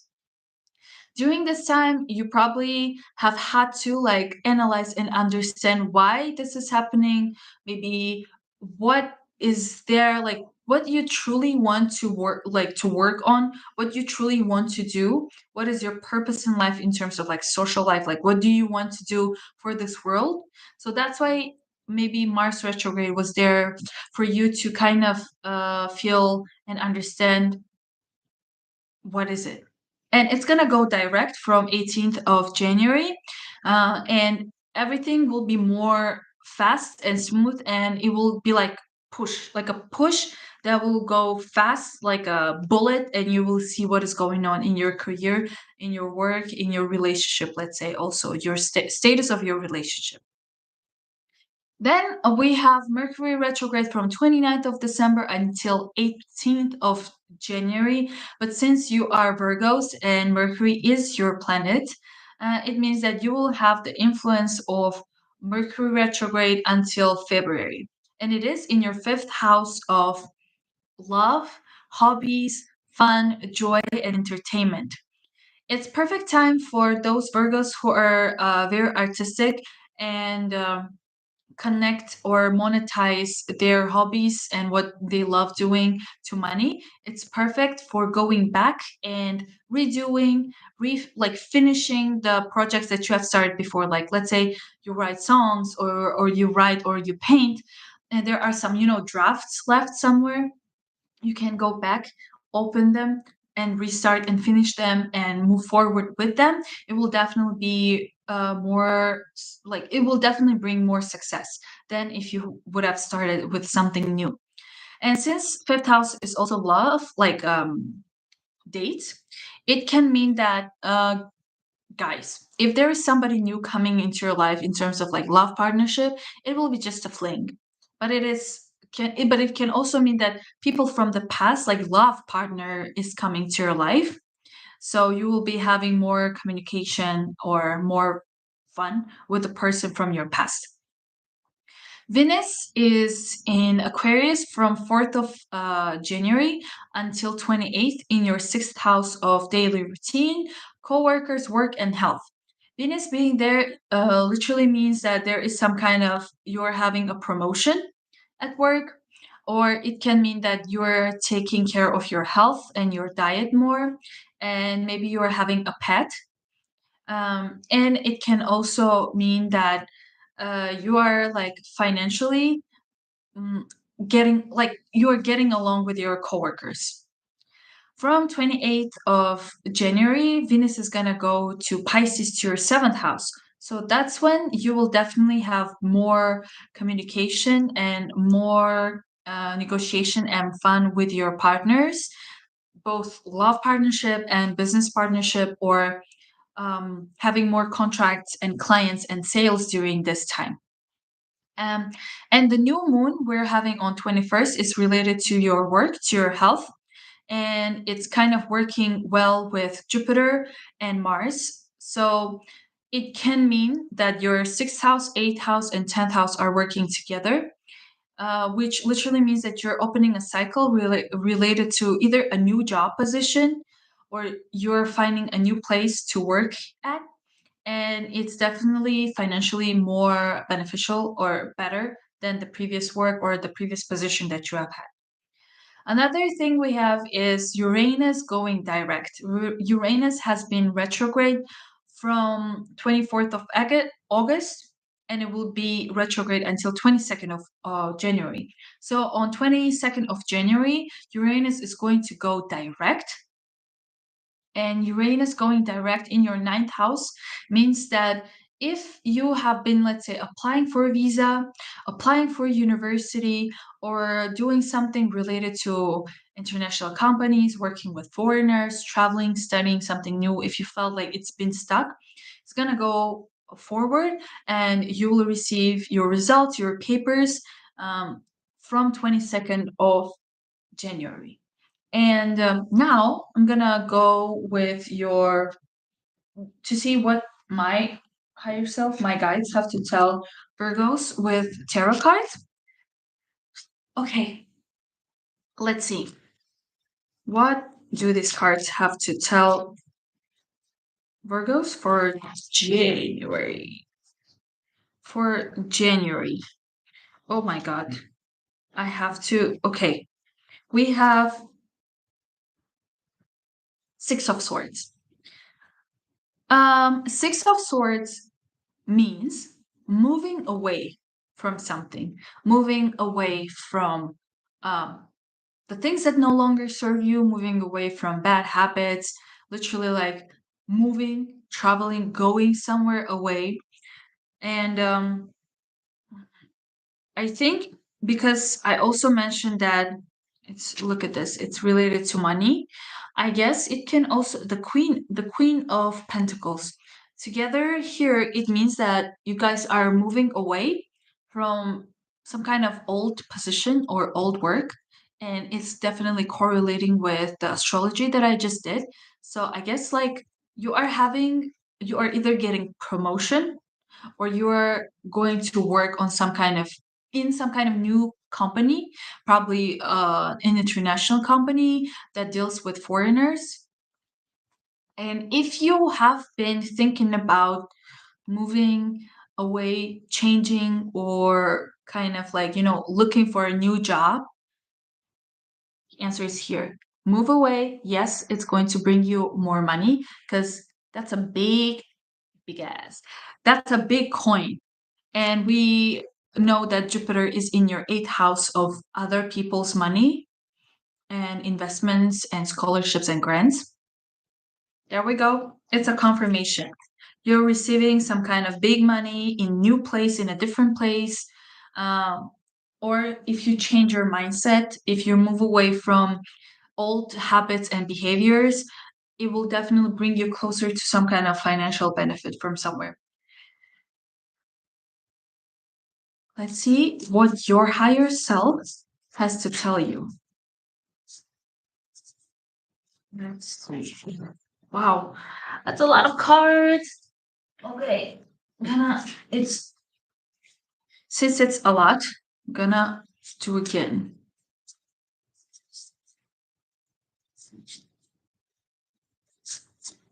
Hmm. I feel like pulling the card myself. Let's see. Oh, Pele. Regeneration. It's interesting. Regeneration. Face your shadows. All right, it makes sense because look, Jupiter in eighth house of literally death and transformation talks about regeneration. It talks about you going deep within, going down, down, down inside of you, inside of your secrets, inside of other people's secrets, and understanding something. And like, your eyes are opening and you're like, oh my God, it's something new, something like that you didn't know about. So you're like building yourself. Let's see what this card has to say. There is more. So, Pele, Pele, regeneration, fast. Oh my God, this Mercury retrograde is killing me. Ah, face your shadow. It is time to let these things surface, to feel the power that I invoke within you, to rise with them, to face them head on with your soul's full force of strength, to witness them, yet strip them of their power, to relinquish the hold they have over you. It is time to face them, it is time to let them be in the past. You will feel free and light, although the process will feel heavy and dark. A weight has already been lifted upon you now, guiding you forward. Feel the energy invoked within you. What is it that you feel? Allow this to come over you as you battle your way through these shadows. Remember your soul strength, your soul power, for it is fortified of the power of your spirit and your guides and your angels all around you, and it is stronger than your shadow. I don't know what else to say because this literally talks about Jupiter being in the eighth house of going to your really darkest side and or other people's dark secrets can come out. Thank you. Hello, Virgo. This is a message for you.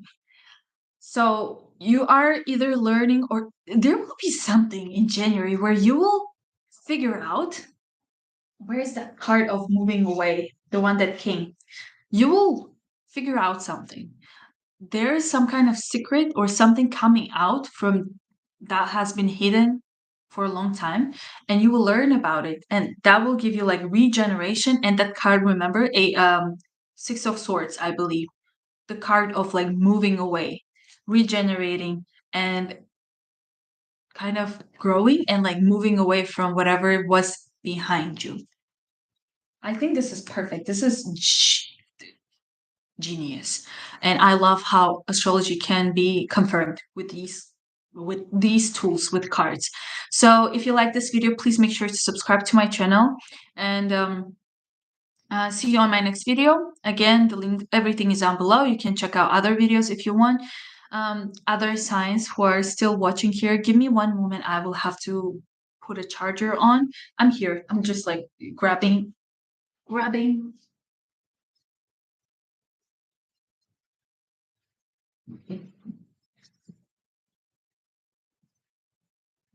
I don't know. I don't know if I can cut this, but I don't know.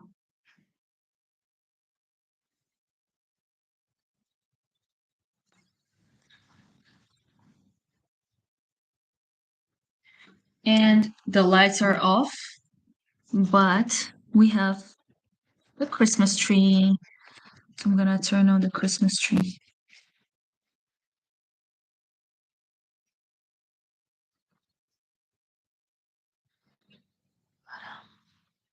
The Christmas tree. Oh, hi. We're moving to Libras. Okay. Hello, dear Libra. Welcome to my channel. This is Soleil Rising. Happy New Year. This is your January 2023 astrology forecast with some tarot guidance and advice from Oracle deck. I don't know why the quality of the video changed, but I don't know. As long as you can hear me. This is how it's gonna go. First, we have some astrology aspects. Then I'm gonna go with what my higher self has to tell you through tarot cards, and what your higher self wants to tell you about you and how to move forward in January. If you have any questions, you can leave them in comments down below. I can see them right now, or afterwards. I can also reply to them. If you're interested in one-on-one consultation or private reading with me, the links are down below. Your 2023 yearly astrology prediction is also out. The link is down below. You can check it out later. I need to take a sip of water, whatever it is here. And let's go. Is there any Libra watching right now? Can you please comment down below, like a yes or a heart or whatever? I want to see. Okay. Dear Libras, what do we have in 2023 in January? We have Jupiter in Aries in your seventh house, and it is going to be until it's going to be there. It's going to be there until 17th of May. The speech problem glitching is because of Mercury retrograde. I'm going to talk about it too. So, Jupiter in Aries in your seventh house of partnerships. What does it mean? It literally moved there around December, like on 21st of December. So if you have felt like your communication has increased with your either love partner or your business partner or your clients, it's because of Jupiter. Jupiter coming to your seventh house can mean either you're getting married this year until, let's say, May, or it can mean that you're finally kind of making your partnership a commitment. You're making a commitment with your partner, love or business. Hello, welcome, dear Libra. So lots of communication, lots of commitment with your partner, like one-on-one communications, especially like business or love partner. It's also the house of contracts, sales, consultations.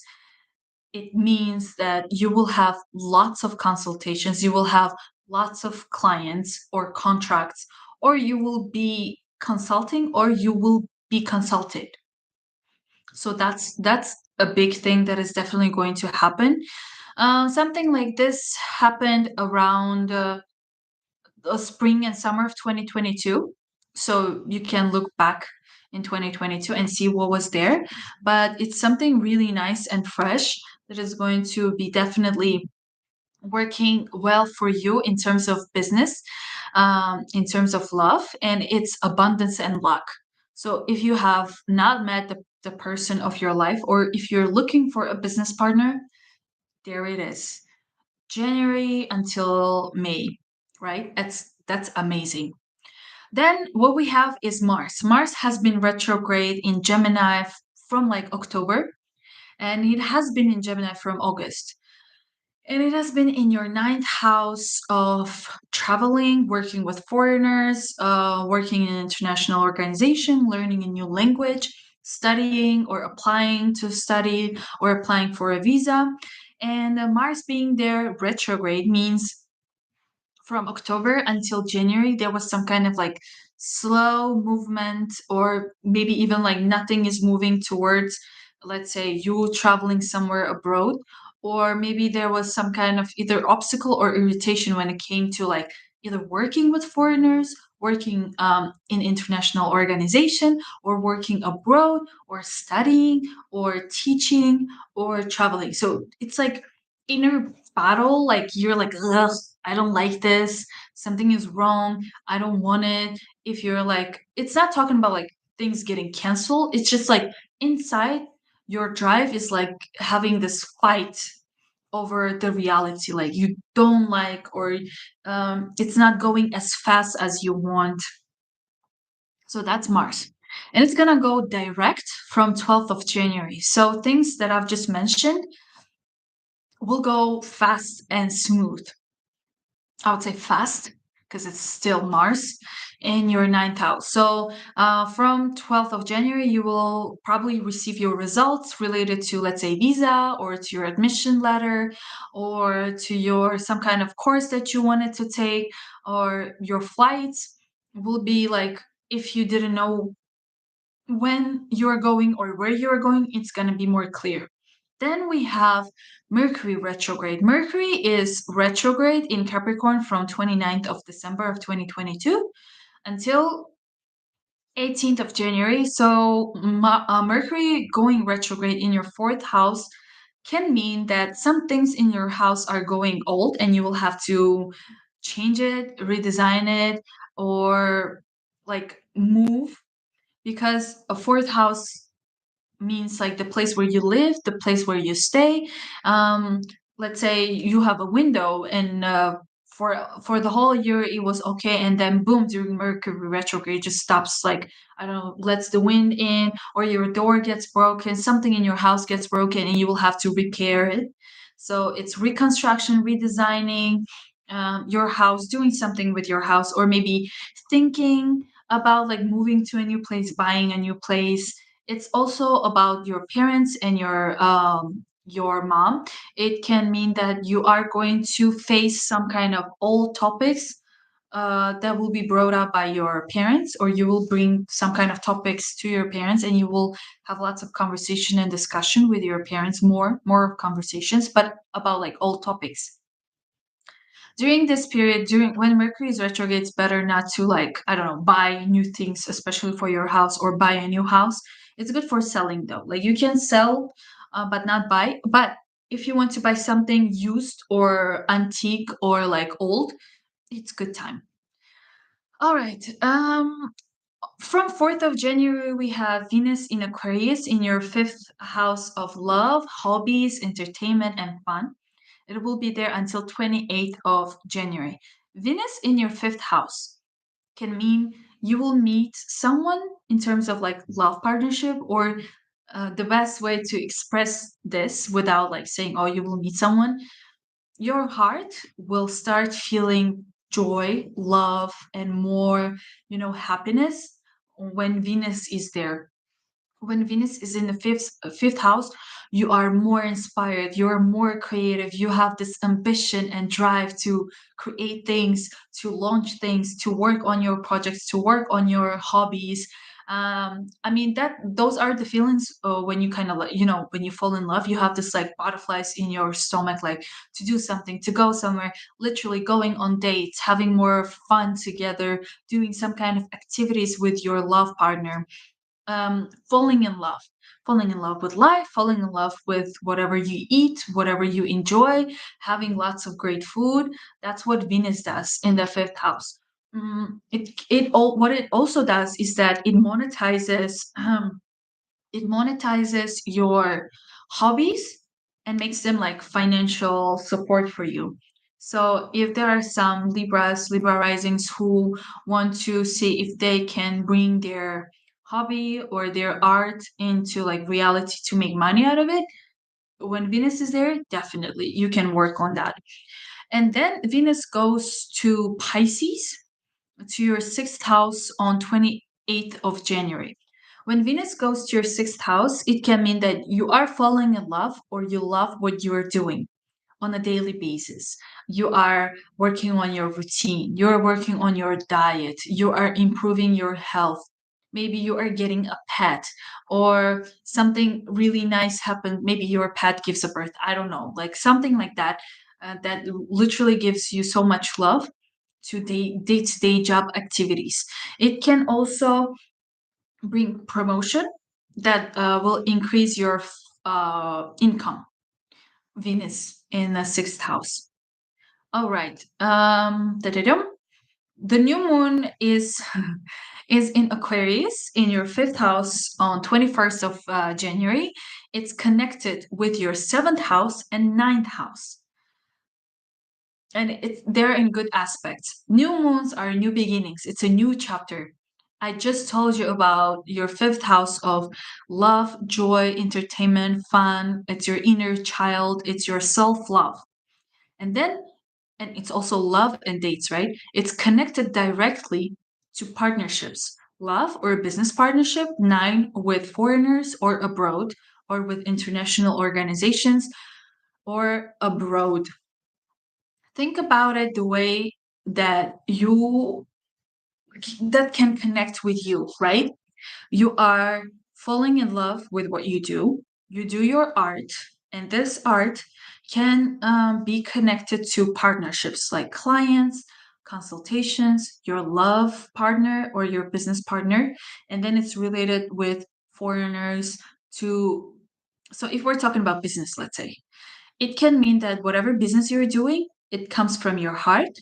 It's your art, it's your baby, and it's going to bring lots of clients, or you will be working on this baby with your partner towards kind of bringing it to public, to more people to see, right?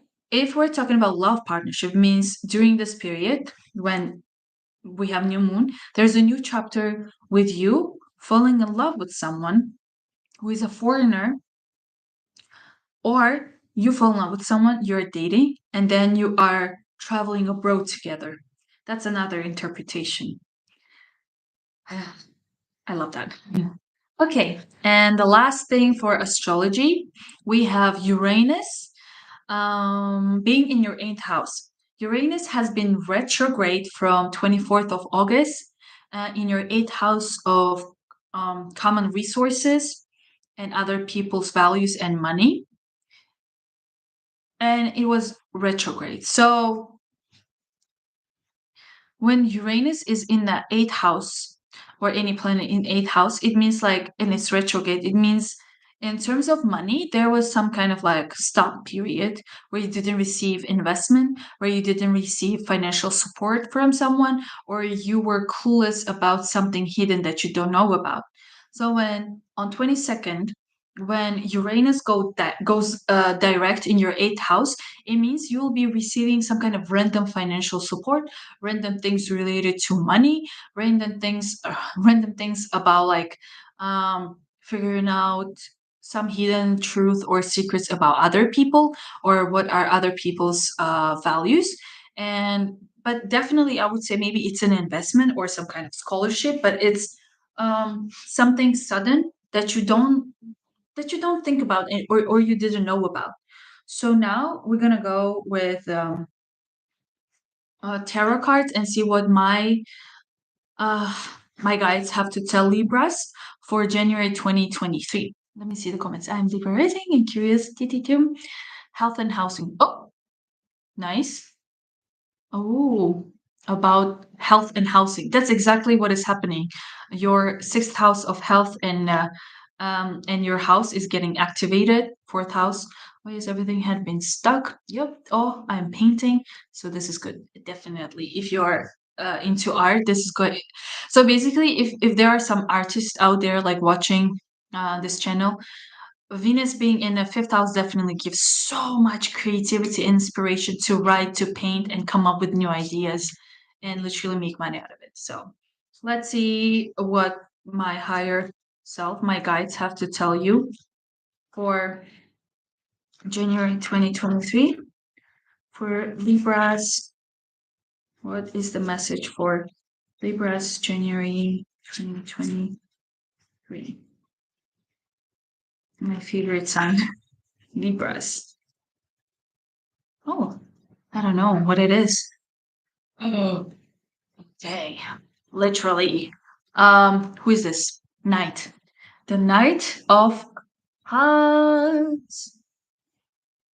You guys. Cups are creativity, it's art, it's what your soul desires, what you want to do. It's also feelings that you have, which is usually love. And it's kind of confirming to astrology aspects that I've mentioned. The horse, and it's a knight. It means the love partner is coming towards you. Somebody is coming to you to give you something, to probably give you I don't know, some kind of emotions or some kind of offer. If it's again business, it can definitely mean like there is a business partner that will understand you or understand your values in terms of what you want to produce and make is coming towards you. But definitely a love offer or whatever that is coming towards you in January is going to turn on or inspire lots of feelings inside of you. And if we're talking about having your own art, having your own baby in terms of like work, definitely you will be super inspired. I love how tarots are like, how astrology is being confirmed. I think, I mean, for tarot cards, I think it's the done. Let's see if something else is coming out, but I guess,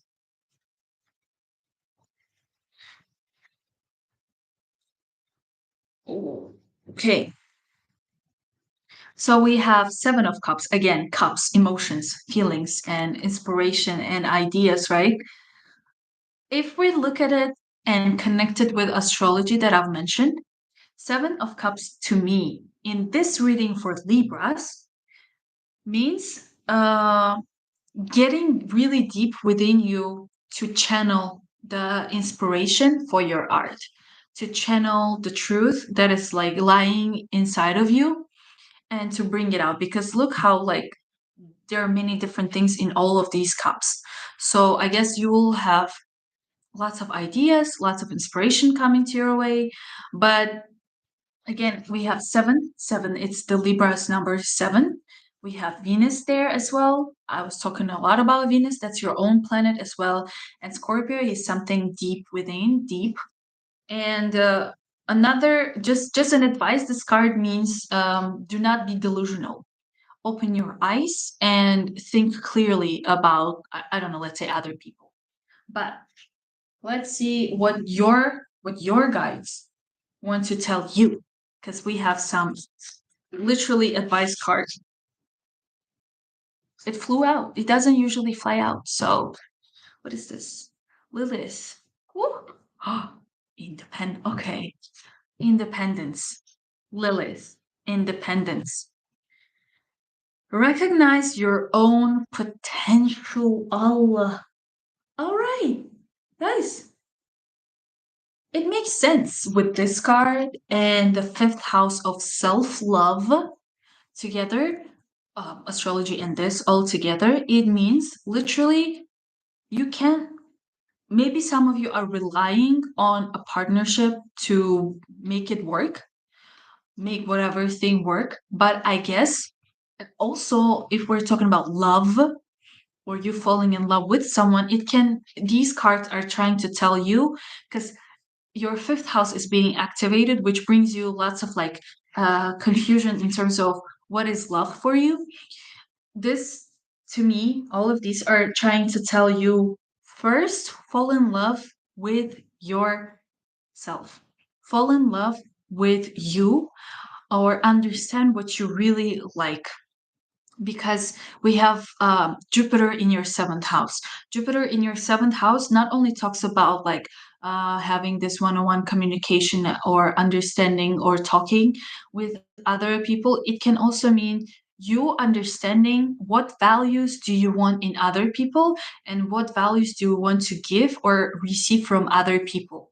And with this independence card, literally, and that card, literally, they're talking about fall in love with yourself first, understand what you really want, understand what your heart, because fifth house is heart, what your heart wants, and then move forward to seek someone or find, or it can also mean that the moment you understand and fall in love with yourself, you will find the person who will match your frequency.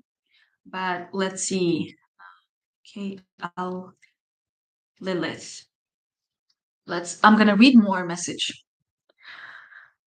Recognize your own potential. The disconnect you have been feeling needs to be mended now. I am here to guide you and remind you that independence belongs to you.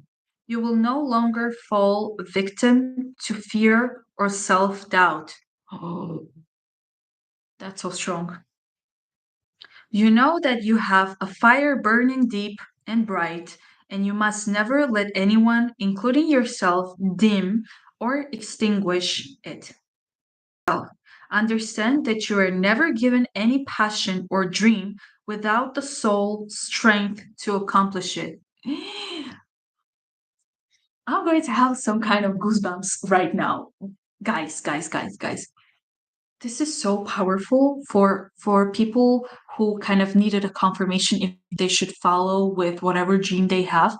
If you think your dream is too big or it's impossible to achieve, this card is telling you you get to have those dreams or goals because you have the capacity to achieve them. So, independence, knowing your worth. And I think another message that could be from here is to um, have daily affirmations like, I'm the best, I'm the goddess, I can do this. Like, this is amazing. I don't know. You guys, I hope this was helpful. Please make sure to subscribe to my channel, and we're moving on with Scorpios. Okay. Hello, dear Scorpio. Welcome to my channel. This is your January 2023 astrology video with some tarot cards in the end for some advice, or just one card showing on what is going on. And then we will have, these are from my higher self, from my guides, and these cards are like direct messages from from you, from your, from your, from your guides, from your soul. That's how I like to kind of separate these two cards. So the way that this is going to go, first I'm gonna introduce astrology aspect and then go with tarot. But before we begin, please make sure to subscribe to my channel. And your 2023 astrology video is out in the links down below. If you want to have one-on-one consultation or private reading with me, you can also find the link down below. And let's begin with your astrology. So, the most important thing we're going to start with is Jupiter. Jupiter entered Aries on 21st of December, and it will be there in your sixth house until 17th of May. Sixth house of health, day-to-day job, your routine, your diet, and your pets. Jupiter going to your sixth house. I also talked about it in your 2023 astrology video. Jupiter in the sixth house means there will be lots of work, lots of things to work on. You will have more routine, you will be more organized, you will definitely take care of your health and be aware of what you are eating. And Jupiter there can also mean that maybe you will eat more than you usually do. But the thing is, Jupiter brings luck. So Jupiter being in your sixth house brings you good health. So that's great. Next, we're having Mars retrograde in Gemini. Mars has been retrograde in Gemini from October, and it will be there until retrograde and go direct from 12th of January in your eighth house of other people money, investment money, stocks, and other people's value. So if there was some kind of, you know, inner battle between like, do you like, are you, how do I say it? Are you okay with the amount of money that you have? Uh, do you like what you are having in terms of money? And also, it's also, I'm so sorry, this Mercury retrograde. Oh. Um, and other people's values, the values that other people bring in your life. Are you okay with it? So there has been lots of battle in your inside of you, like you're not liking what other people have to offer you. You're not happy with your finances, or maybe if you have invested or if you wanted investment, it's just there, but it's not going anywhere. From 12th of January, everything will go fast and it will progress. You will see there will be progress in your finances. You will see improvement in your stocks, in your investments, or you will have more clarity on like what do you want to achieve next in terms of finance, and what do you really want other people to bring into your life, like value, what values other people are bringing for you. We are having Mercury retrograde from 29th of December until 18th of January in Capricorn in your third house of communication, your siblings, and your neighbors. So, Mercury retrograde in your third house means there is some kind of old conversations coming up about your sibling or with your siblings or with your neighbors. It can mean that you're having lots of thoughts or communication about your siblings. It can also mean that you are dealing with some kind of neighbors, which are bringing some kind of, I don't know, problems. It can also mean that if you are planning to, maybe some of you will want to like buy some kind of new phone, new laptop, or you really want to travel somewhere, there will be either a delay or urge to do so. But what Mercury retrograde does is that it gives you like blessing to go to places that you have been to before or you kind of learn a lot about before.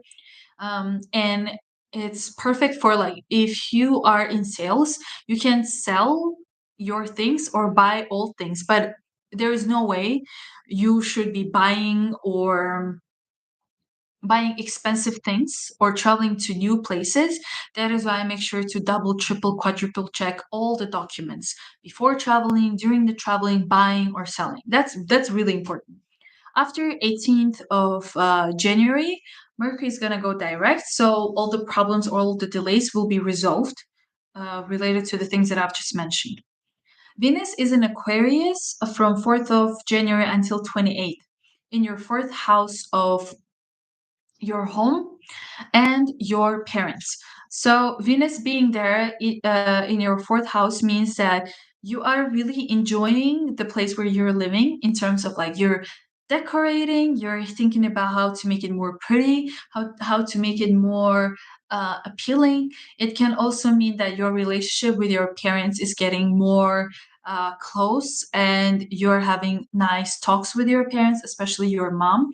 Or maybe it can also mean that you're thinking about like where do you want to live? What kind of place do you want to stay in? If you are a woman or if you want to become a parent, it can mean that you're thinking about, okay, do I want to become a mom? Do I want to become a dad? If yes, then what kind of parent I will be? There's lots of like thinking or like turning on this vibrations of like becoming a parent, thinking about who you want to be, how you want to raise your kids, in what kind of place, where do you want to live. So that's pretty nice. On 28th of January, Venus is going to change the sign. It's going to go to your fifth house of love. So expect something, awakening of your emotions and awakening of your inspiration and creativity when it comes to expressing your love and feeling lots of new things. Then we have a new moon on 21st of January in Aquarius, in your fourth house. And then this new moon is connected to your fourth house, sixth house, and eighth houses. All right, so if you're in real estate, it means that you are starting a new chapter related to buying and selling properties, or maybe supporting your family, especially your parents. And definitely something to do with the house. Inside of the house, maybe you will be, probably some of you will be redecorating, redesigning your house interior. It's something new. It's like a new project for you. Another thing we have is that Uranus has been retrograde in Taurus from 24th of August, and it's going to go direct on 22nd of January in your seventh house. So if there has been, let's say, some kind of, I wouldn't say delay, but more like unsureness of what's going on with your partnership situation, or the things that move forward with your partner. Um, from 22nd of January, the word will go forward. You will have more partnerships, more clients, more contracts, or your relationship with your love partner will improve. And now that's it for the astrology forecast. And now we will check some tarot advice for, or let's just see what do the cards have to tell for Scorpios January 2023.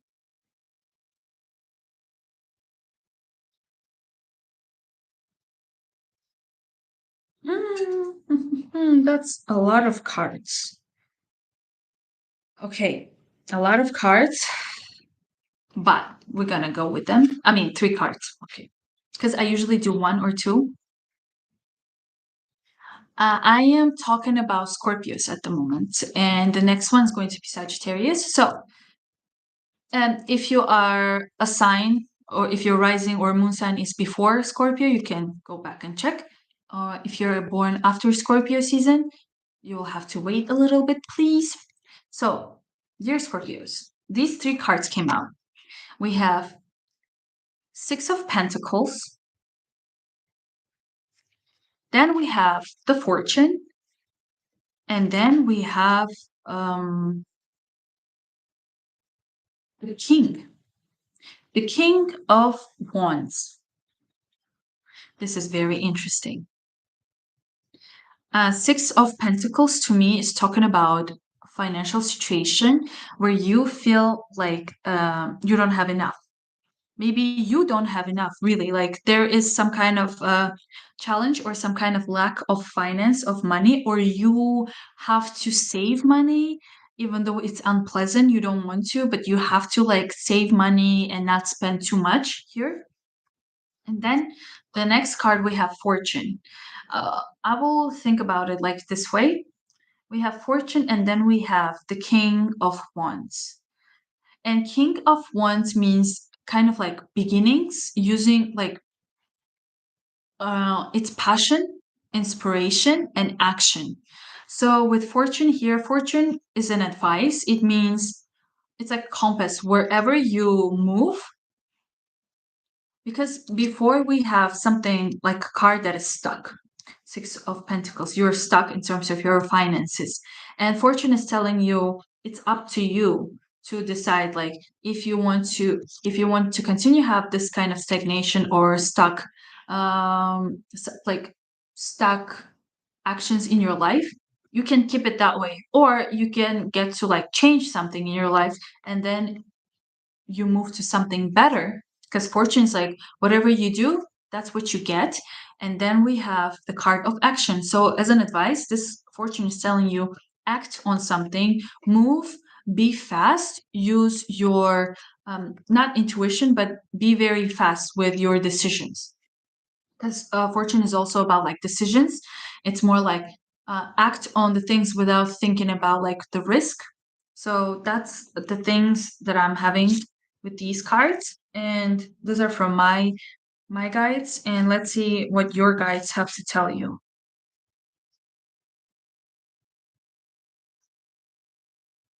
So, who? Okay, what your guides are trying to tell you? We have Ariadne. Ariadne, untangling. I am patient with myself and the process of exploring the labyrinth of my mind. Whoa, that's very strong. Let's see.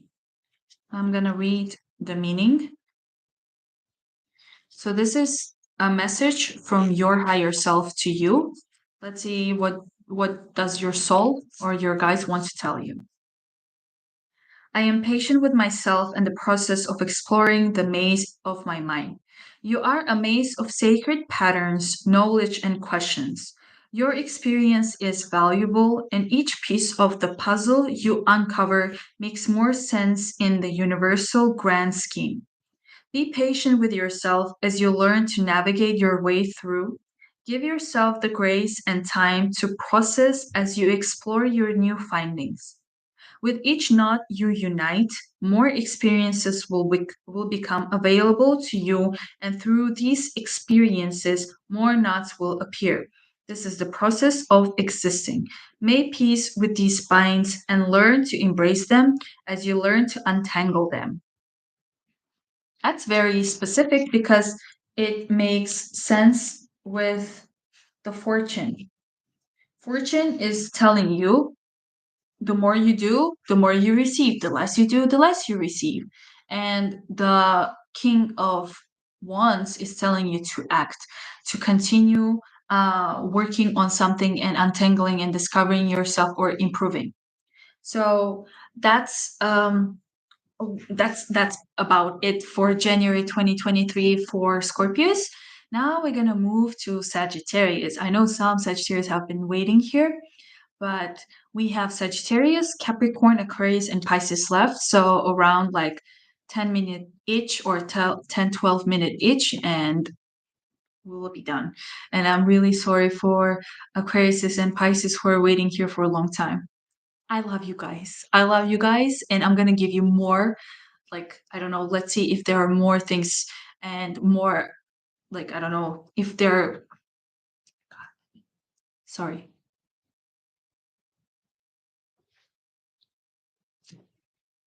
This is what Mercury retrograde does. So let's go. Um, hello, dear Sagittarius. Welcome to my channel. Happy New Year. This is your January 2023 horoscope prediction with new moon and some tarot cards for my guides and your guides to help you, to guide you through this January.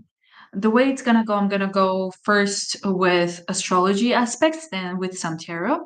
But if you're interested in one-on-one consultations or reading with me, you can find the link down below. You can message me, and your not January, your yearly 2023 forecast is ready. It is out. The link is also down below. And let's see what the Sagittarius has to say. You should not be sorry for anything. We should be thankful for you. Oh, thank you. You're too generous. Sagittarius are too generous. Hello, yes, I'm Sagittarius Moon and Sun, Neptune. Wow. That's gonna be strong, dear Sagittarius. Let's go. Let me take a sip of water. I need more. Okay. Oh, Sagittarius, we have Jupiter entering Aries on 21st of December into your fifth house of love, joy, happiness, hobbies, entertainment, kids, and love. That's that's something. It's until 17th of May. So Jupiter entering fifth house. Jupiter is all about luck. It's your own freaking planet. It's your planet. You feel it the most. I feel like Sagittarians live with Jupiter. So wherever Jupiter goes, that's how your energy shifts. Jupiter entering your fifth house of love can give you the strongest, highest vibration because love is the highest spectrum of vibration and frequency, which can literally bring any manifestation into your life. Why? When Jupiter goes to your fifth house in like other people, like in people's lives, when Jupiter goes to fifth house, people usually fall in love. Fall in love literally with air, with the sound, with the smell, with people, or they meet the person of their life who gives them this butterflies feelings, right? So this energy can be used in many, many different ways. One is that you're meeting someone, you're having lots of dates, you're having so much love, and you're going on a lot of dates where you're like doing things together, to concerts, to restaurants, and stuff like that, where you're, experiencing more love from other sources. Then, if we're talking about hobbies, there are people who truly, fully depend on their hobbies in terms of money, and their hobbies are, let's say, their art is their baby. Okay, let's forget about the baby. Let's talk about hobbies first. So, what do you need for hobby? In order to find a hobby, you need to fall in love. You need to have this desire inside of you, this passion to find a hobby. So that's what's going to happen for some of you. Some of you might find new hobbies for yourself and you will fully dedicate yourself. Then, if we're talking about like babies, in terms of not human babies, but in terms of your art, your work, because that's something that you nurture, that's something that you do, that's something that you create, build, and grow. And you can call it a baby. You can call your art, your painting, your music, your products, your business, your music, your, I don't know, your YouTube channel as your baby. And when Jupiter goes there, you either start having this inspiration to create more, to create new, to improve, to make it bigger. And it can literally mean having babies. Some of Sagittarius will probably become pregnant or have babies during this January until May. So that's amazing. For other Sagittariuses who literally are in artistic world where they paint, sing, perform, it can mean that you will be competing a lot. There will be lots of competitions where you can showcase your art, your music. You will be performing a lot, or you will be going to lots of concerts. So that's amazing. Then we have Mercury. Oh, Mars. Mars has been retrograde in Gemini from October until January 12th. So give me 1 second. You can. I am sending a message to the person behind me in the other room so that they can have, you can, they can cook because it's a kitchen and they're literally cooking without the lights so that you can't see them. But, anyways, so Mars has been retrograde from October in Gemini in your seventh house of partnership. So let's say if there is a partnership, you felt like you don't like something about it, you are not happy with the partnership, that you are having business or love or clients or contracts or consultations. There was something like triggering inside of you, like, oh, you don't like how they are treating you, you don't like how it's going on, or it can mean that you want to have a let's say partner but you cannot find it, or you are having like clients, or you don't have clients and that's what like triggering you and you don't like it. and you felt like it has been too long. It's like way too long, and it's causing lots of like tension inside of you. Don't worry, from 12th of January, Mars is gonna go direct, and it's gonna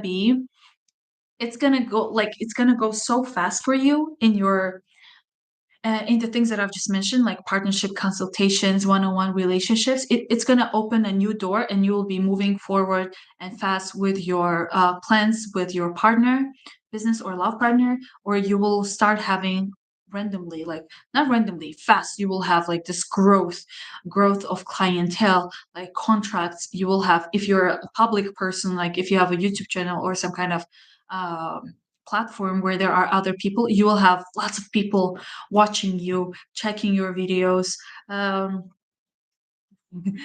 checking your videos. In like your following will increase. People who are interested in your work, the number of those people will increase. And let's move on.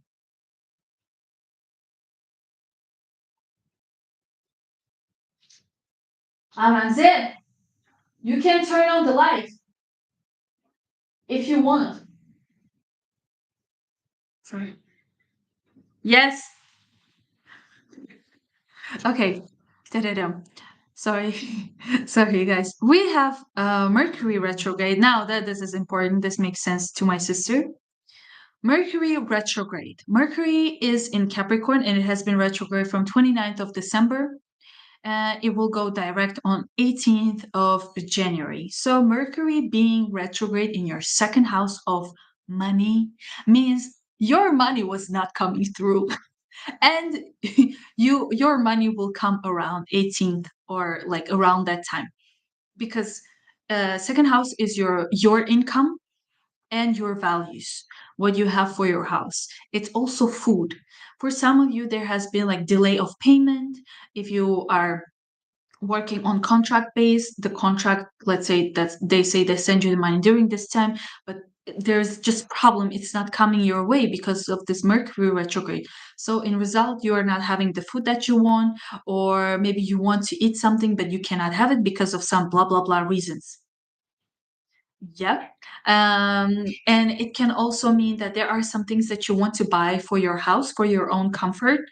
And if you want to, please make sure that you save the receipts, because it's the worst time for buying something for your comfort for your house. So don't do that.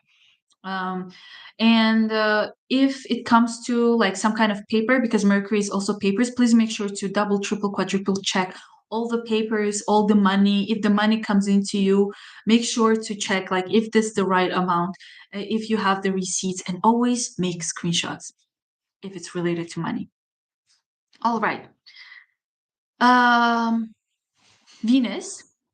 Venus is in Aquarius from 4th of January until 28th of January. In Aquarius, in your third house of siblings, communications, and short distance traveling, which is again talks about you have this activation of um, fame, let's say, activation of socializing, because third house is people, seventh house is also people.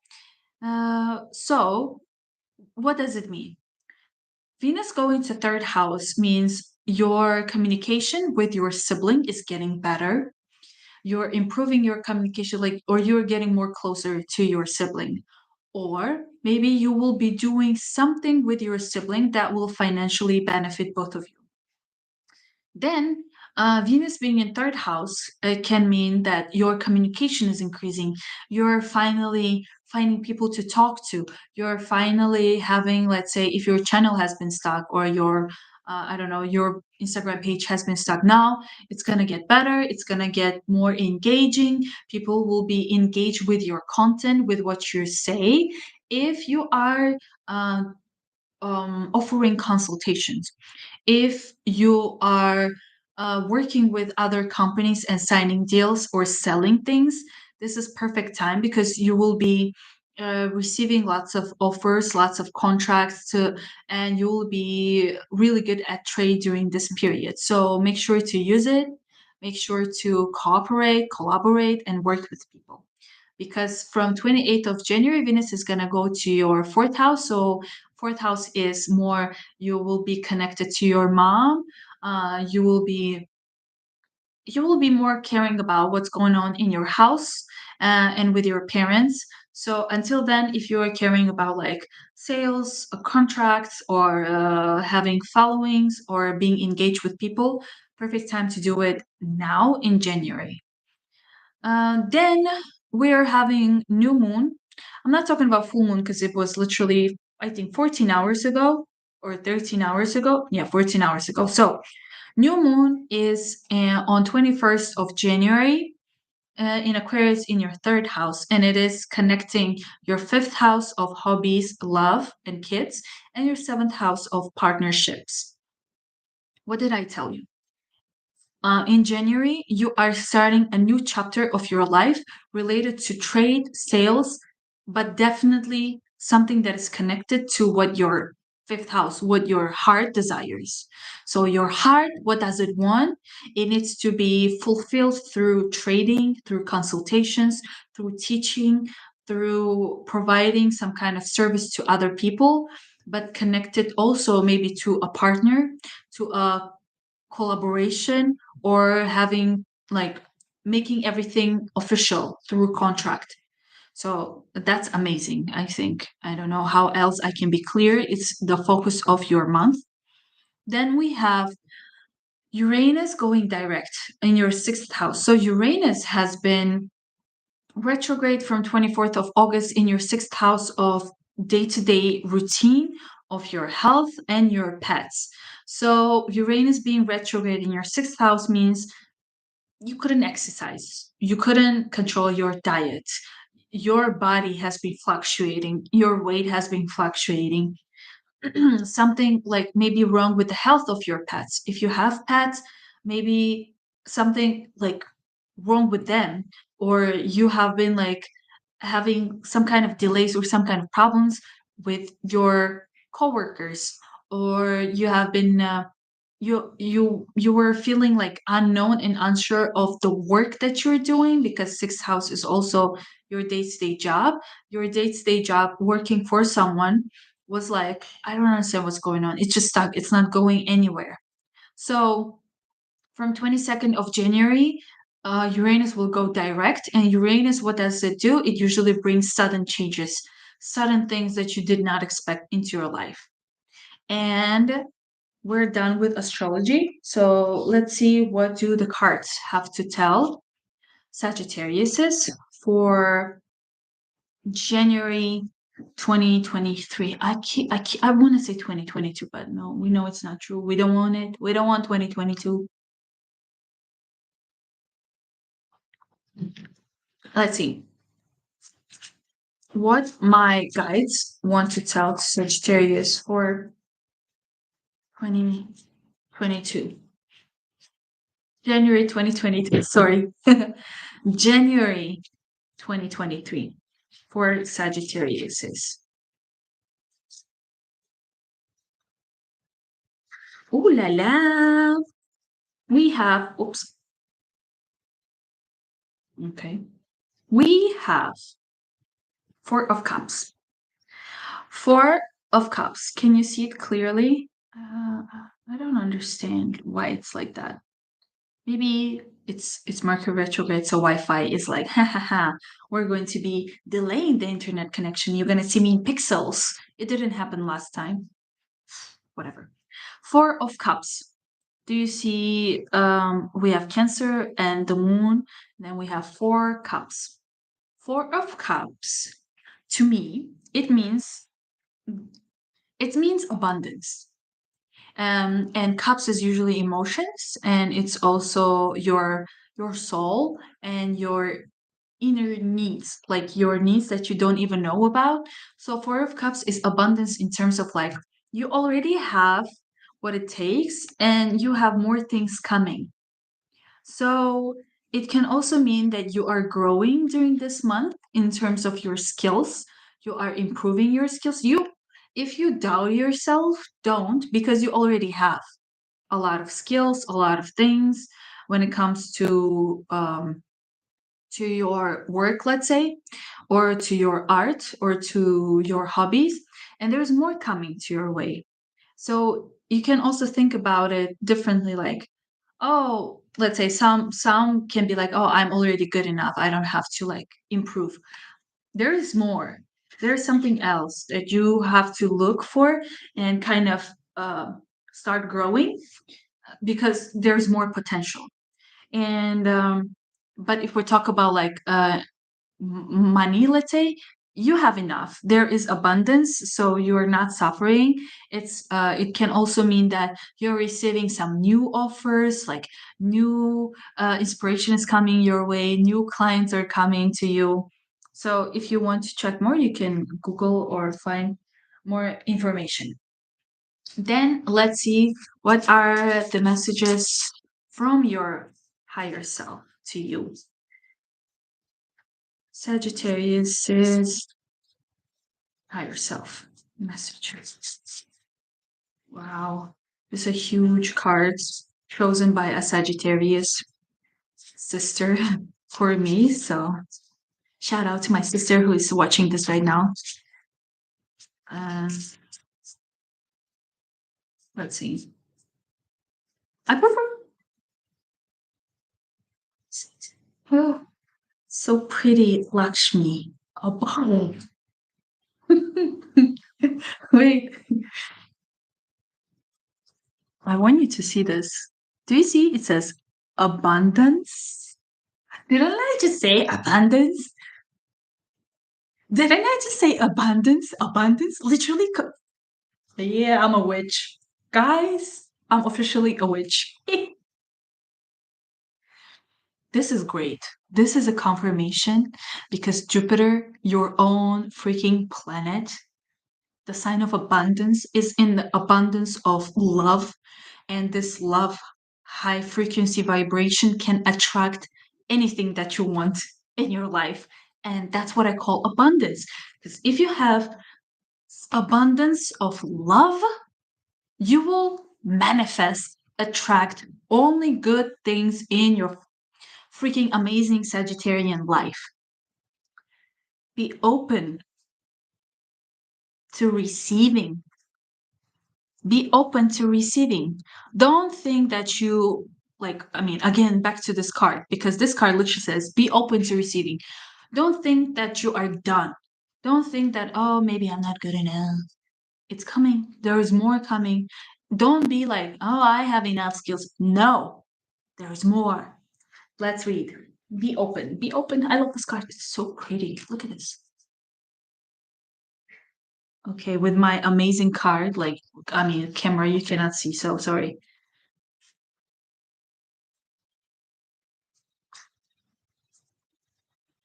But wait, what? Oh no, Lakshmi. I'm literally checking for the word abundance. Lakshmi, Lakshmi, Lakshmi. Let's go, guys. I'm gonna read, so listen carefully. Abundance is swirling all around you. You guys. Um, abundance is swirling all around you. All you must do is be open to receiving it. Be open to receive it. Okay. Break down the barriers that you have constructed, which keep you operating on the frequency of scarcity. The frequency of scarcity, which is opposite of frequency of love. Celebrate what you have, not what you lack. For what you put out into the universe is what you will be matched with time and time again. Didn't I just tell you? The more you have high frequency, the more you will attract positive things in your life. The more you have low frequency, the negative events you will attract into your life. Okay, continue. I am here, like, it's your guide, it's your higher self. I am here urging you to practice gratitude daily, even for small victories that may not seem paramount in your journey. Reflect on everything you currently have and how blessed you are to have made it to this exact point in time of your life. Evaluate what you hold dear to your heart, what Reignite your joy and surround yourself with your tribe and your soul family who have the same outlooks on life and goals that are still yet to be achieved. If you find something or someone does not match what you need, hold space for what they have taught you and release them. Once you do this, the universe will begin to match this vibration of generosity and gratitude and reward you kindly. I don't know what else to say. This whole reading was about high vibrations. I don't know. Practice gratitude, it says, because this card is like, I don't think I have enough. I think I need more. And this card is literally telling you, no, be grateful for what you already have. But know that when you're grateful for what you have accomplished so far, and you're grateful for the experience that brought you here, there will be more. There will be more. I think I want to repeat this. There will be more. So, dear Sagittarius, you're a lucky motherfuckers. You always have like the most, because the reason that Sagittarius are the most abundant and they're ruled by Jupiter is because they are the only like one of the signs that always have positive mindset or over optimistic. um to other people it might look like they're over optimistic, but that's how you should be. You attract what you think about or where you are or what you talk about. So congratulations. Please make sure to subscribe to this channel. I love you all so much. And I am moving on to my Capricorn sign. Hi. Hello, dear Capricorn. Welcome to my channel. This is your January 2023 new moon and astrology video with some tarot here from my guides and your guides. And the way that this video is going to go, first I'm going to go with astrology, then I'm going to go with your tarot cards. And if I have time to read comments, I will read. Please let me know if there are any Capricorns right now watching this, because this is live. But also, if you're interested in one-on-one consultation or have a private reading with me, the links are down below. If you, I've already prepared your 2023 yearly horoscope prediction. The link is also down below. You can check it out after this. So let's begin with your astrology forecast. I will. Okay, dear Aquarius and Pisces, we're almost there. We're almost there. We can do this. And lovely Capricorns, let's begin. Jupiter has entered Aries on 21st of December to your fourth house of literally home, the place where you call home, and your parents. Jupiter brings abundance and luck to wherever place it goes to. So, Jupiter going to your fourth house, it means that you will be changing the house or the place where you live a lot, or you will be like living in two cities. Like, you 1 month you're here, 1 month you're there. Maybe there will be also lots of things connected to your um, parents, your mom, lots of conversations or lots of things to deal with your parents, but it's usually abundance. So something really nice is happening for your parents, especially for your mom. Um, and I want to change, I want to put the lights on because I think it's too dark. And I think, oh my God. Sorry. Oh, that's better. That's way better. All right. So some good things are happening for. Oh, hello, Taurus. Dear what Taurus? You can go back. Like I think you can skip back to the previous takes because Taurus was first, like around the beginning. So you can watch Taurus there. Right now we're talking about Capricorns. Okay, so something good is happening for your parents. But also Jupiter being in fourth house means that you might be until 17th of May be moving lots of houses, or you want to buy your own house, or maybe you will be given inheritance because fourth house is parents, but inheritance from your parents. Maybe you will be working towards real estate and or considering, it's not considering, it's actually moving towards doing something with the house inside of your house. starting a real estate business, or buying something for your parents, or literally buying a house for yourself. I think I talked about it a lot, so let's move on. All right, Mars has been retrograde in Gemini from October until January 12th. So Mars in sixth house being retrograde brings lots of irritation. Do you see? Literal irritation. It brings health issues. It brings, like, those kind of health acute pain, like pain from cut, pain from ingrown nail, health issues, like something is wrong with but it's usually cuts or burns, or like something, so something that heals fast, but it's something so strong. Like, I my allergy has been like growing since October, and it cannot stop. From 12th of January, I hope it will go away. So if you have been having problems with your health, or you felt like really irritated about something related to your health, it's gonna move away. Or if you have felt irritated with your pets, that's gonna go away. Also, sixth house is your coworkers, is your daily routine. You probably didn't like how you are living, what is your day-to-day life looks like. It's gonna change. I can definitely understand and feel this. So from October, if you felt like, ugh, I don't like my days, I don't like my routine, I don't like my diet, something's wrong with my diet, with my health, there's like lots of fluctuation, or like you're not connected with your body, it's gonna improve your Capricorns. Let's pray for that, because we really need good health, because we work a lot. Okay, Mercury is in Capricorn, and it has been retrograde in Capricorn from 29th of December until 18th of January. In Capricorn, in our own house. And Mercury is the planet of communication, the speech. And in the first house, it literally brings this thoughts to, I don't know, cut your hair fast, or change something in your style, or you're thinking about, like, literally me, I cannot speak properly because first house is your body and Mercury is speech. So Mercury retrograde can also bring delays in anything related to your life, to you.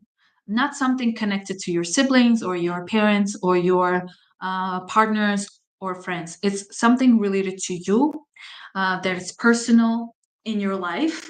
There could be some kind of delay in that. But during Mercury retrograde, we're definitely saving the receipts. We're double, triple checking everything, and we're making sure that we have everything here. Only here to say hello. I'm Taurus rising. Ah, I've read that again. Hi. Hi again. Okay, let's move on. So after 18th of January, Capricorn is gonna go direct. Mercury is gonna go direct in Capricorn, and everything will go faster and smoothly, considering that Mars is also gonna go direct, and things, especially related to your work, will improve and be faster. We have Venus in Aquarius from 4th of January until 28th in your second house of money. So it looks like from 4th of January until 28th of January, you will be having really nice food. You will be having, or maybe you will be thinking about how you can improve your finances and improve your income. What can you do? Especially things that you like doing that can bring you money. So it's like thinking about how can you kind of make money from the things that you like doing. Then from 28th of January, Venus is going to go to your third house of siblings. It means that from 28th of January, maybe you will be talking more or connected more to your siblings, or maybe you will be, if you are on like a public, like on public image, or if you have like YouTube channel or your Instagram page or something, you will be very active and you will be attracting lots of people to watch and be engaged with you. It can also mean that your communication with your siblings is improving. Also, it can mean that maybe together with your siblings or people with whom you interact with daily, you will be making some kind of financial benefits together. It's also trades, it's also sales, it's also writing. So if you write, you will be kind of thinking about the ways to monetize your writing as well. Okay, on 21st of January, we're having a new moon in Aquarius in your second house, connected to your fourth and sixth houses. So, new moon in your second house of money and your values is connected to your fourth house of stay, where you're staying, and your sixth house of day-to-day activities, jobs, and routine. That's an interesting aspect, because I'm thinking about, I believe that the place where you stay, the place where you spend all of your days every day, is going to be more comfortable, because second house is your comfort zone, it's your values, and then it's also money. Fourth house is where you call home, or where you stay the most, where you sleep the most. And sixth house is your day-to-day routine and activities. So together, it means from 21st of January, you will be feeling really comfortable in a place where you're staying, or you will be changing your place of living, and you will be loving that new place. Trust me, I've been having horrible experience with staying in the place where I was staying. So maybe it will improve. That's one way to interpret it. But for some of you, it can be that maybe your new source of money can be coming from real estate business. That's great. Or for other of you, it can mean that you will be more dealing or kind of like living with your parents or in your home country. Maybe you'll be traveling back to your home country and having, or you will work in your home country. Okay. And then we have Uranus in Taurus. It has been retrograde from 24th of August, and it will go direct on 22nd of January in your fifth house of hobbies, of love, kids, entertainment, and having fun. So, if from August of 2022 you have felt like you don't understand what is going on in your surroundings, if you felt like you lost this love that you have, like inner love that you have, if it felt like it's gone, or you don't understand what is love anymore, how it feels to love either people, nature, smell, or just find joy in normal things, it will change from 22nd of January. You will finally fall back in love with life, fall back in love with what you love doing, with your hobbies, because I'm pretty sure some of you before August, you probably had some kind of passion and desire to do something, to work on your hobbies, or to monetize your business, or your, I don't know, YouTube channel, let's say. And from August until now, you were in some kind of period where you're like, I don't feel like it anymore. I don't feel it anymore. I don't have this, I don't know how it feels to love anymore. It's gonna get back. So now let's see what cards want to tell Capricorns in January 2023. But I need to burn this candle first. Oh, it's burning. Okay. Great, great. Okay. Let's see. What do my guides want to tell Capricorns for January 2023? I think I'm gonna go live from now on, because it's better. I can talk more, I can explain more, because usually my phone has a limit.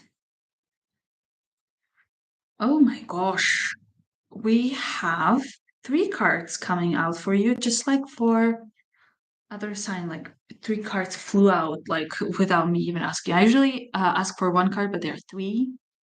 So, dear Capricorns, this is how it started. We have the Page of Pentacles, Then we have 10 of Cups. Then we have the Queen of Wands. So to me, I feel like your financial situation is going to become stable if it hasn't been. Then there is going to be some kind of completion or celebration revolving around the things that you do from your heart. So let's say if you have a business or if you have kids, there will be definitely some kind of like celebration moment due to some kind of achievement. Could be due to financial achievement because Venus is there. Then we have Queen, Queen of Wands. Queen, every time you see wands, it means action. It also means yes. So I guess in January, Capricorns are going to be the bosses. Capricorns are always the bosses, but during January, do you see all those like flowers around her? These flowers to me are sun because they're sunflower. It says sunflower because sunflower seeds, right? It says sunflowers, and we have stars, and sun is the fifth house of love. It's the fifth house of this inspiration inside of you, I guess. And wands are like spark of fire. So I guess the spark of this inspiration is going to come back to you, and that's why you're gonna like kind of connect this spark with financial benefit, and you will be definitely celebrating something. You can check out more about these cards' meanings, but let's see what your guides want to tell you. Dear Capricorns, your guides.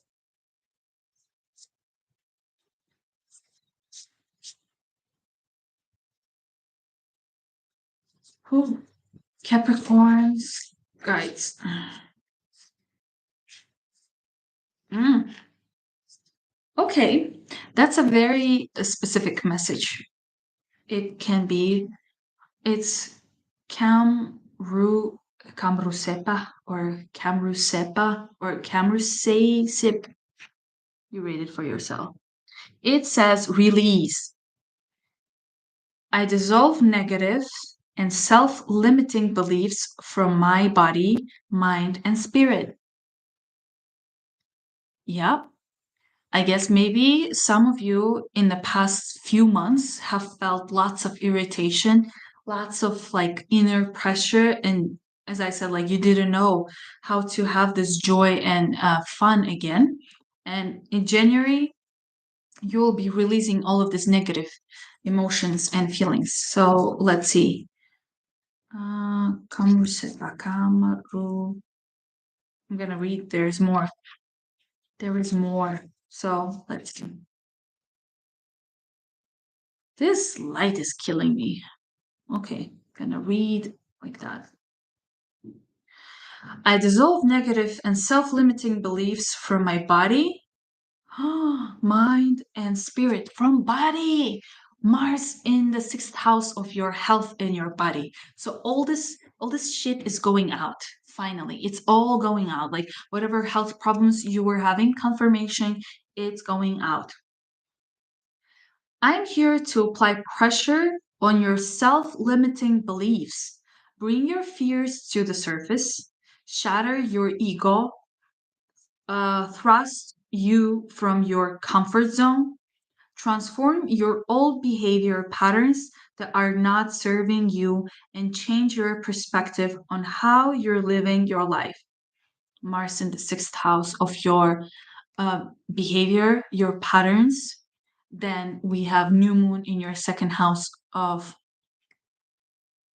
money and your comfort. And then we have everything about like your comfort, your fourth house. So it's all going away. You will be kind of going out of your comfort zone to find a better comfort, I guess. Allow us to work together. Allow yourself to feel the pressure and release of bringing toxic patterns out into the open to purge. You will feel renewed. This is a time of great transformation for you. Lean into it. I think it's perfect time, perfect way to start 2023. Congratulations, Capricorns. Happy New Year again. I'm wishing you all of the best. And please make sure to subscribe to my channel and check your rising, moon, and sun all at the same time. Now we're moving to our Aquariuses. Please, can someone write down? I am pretty sure there are some Aquariuses who are still watching from the beginning. It's been 3 hours. I'm so sorry. Are you still here? We're moving to Aquarius. So, hello dear Aquariuses. Welcome to my channel. This is your January 2023 astrology new moon video with some tarot cards and some oracle deck messages from your higher self and my higher selves so that we can help you guide you in your January 2023. So the way this video is gonna go, first I'm gonna go with astrology, then I'm gonna add some cards and advices. But if you're interested in one-on-one consultation or private reading with me, the links are down below. If you want to check, I've already prepared your yearly 2023 astrology video, and the link is also down below. It also has some tarot. So let's begin with Aquariuses. So what is going on with Aquariuses? Jupiter has entered your third house of Aries on 21st of December. It's going to be there until 17th of May. So Aquarius, dear guys, Jupiter going to your third house brings abundance when it comes to everything related to trading, sales, buying, selling, cars, technology, teaching, like teaching in terms of like giving other people your knowledge. It also talks about writing, publishing articles, uh, journalism, or using your voice to deliver the message, or using your voice to convey the information and kind of educate people, but in not in terms of like really deep depth information, but like give them this fast something new, some kind of new knowledge that they don't know about. It's also having siblings or improving your connection with siblings, buying and selling like a car, a phone, or something to do with technology. There are so many like ways you can use this. It's also lots of business trips, lots of traveling. You will be traveling tons. You'll be traveling a lot during this period that I've just mentioned. Mars has been retrograde in your fifth house of Gemini from October until January 12th. So if there was some kind of tension between your love, your hobbies, and your inspiration and creativity and kids, it will go away. So from January 12th, everything related to your hobbies, to your joy, the way that you express yourself, to your like love partner and your inner love and your kids will improve, and it will go faster. So if you, let's say, were dating someone and you felt like it's not going anywhere, it's just like and it's like lots of tension, it's gonna get better, it's gonna improve. If you were like stuck or unsure about like how to improve something in your art, in your creativity, in your, let's say, song or painting or some kind of art, after 12th of January it will like go faster. If you were having problems with having kids or with the kids that you have, the tension will go away and everything will become faster. All right. Mercury has been retrograde from 29th of December, and it will be retrograde until 18th of January in your 12th house of spirituality, immigration, documents related to moving abroad. And it also talks about like recharging. So if you were planning to, I don't know, immigrate or travel somewhere, especially to a resort to recharge, it's perfect time to take care of your health. And if you have been waiting for some kind of papers or results about your visa or your immigration status, you will receive it after January 18th.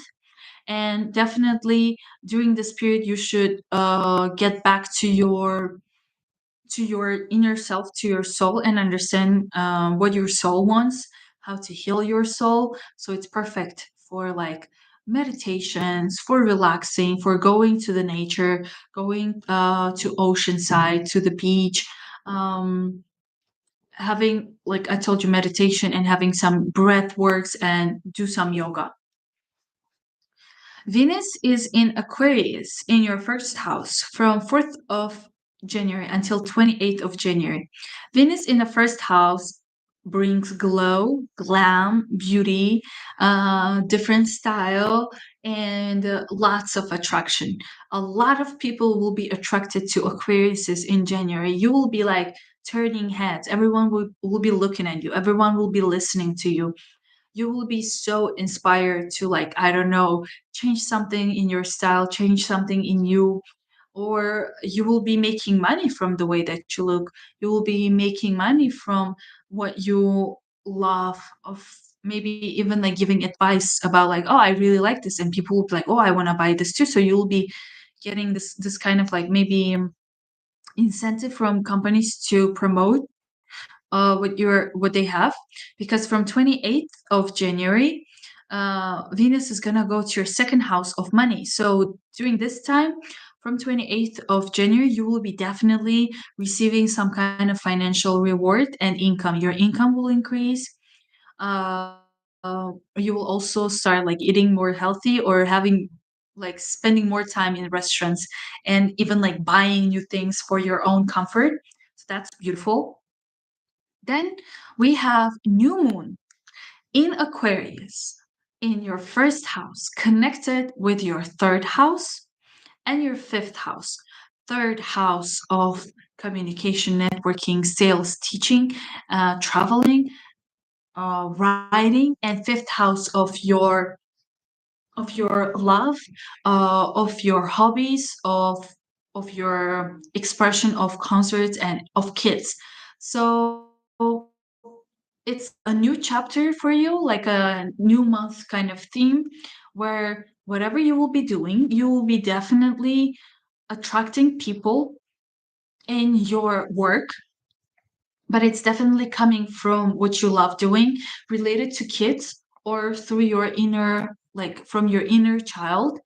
Maybe you will be activating your inner child, and that's what's going to bring you this like new knowledge and new discovery about yourself, connected to traveling. It will help you like to travel to new places, to express yourself through speaking, through writing, and it can also definitely bring you financial reward. Then what we're having next is Uranus. Uranus has been retrograde from 24th of August in your fourth house, and it's going to go direct from 22nd of January in your fourth house.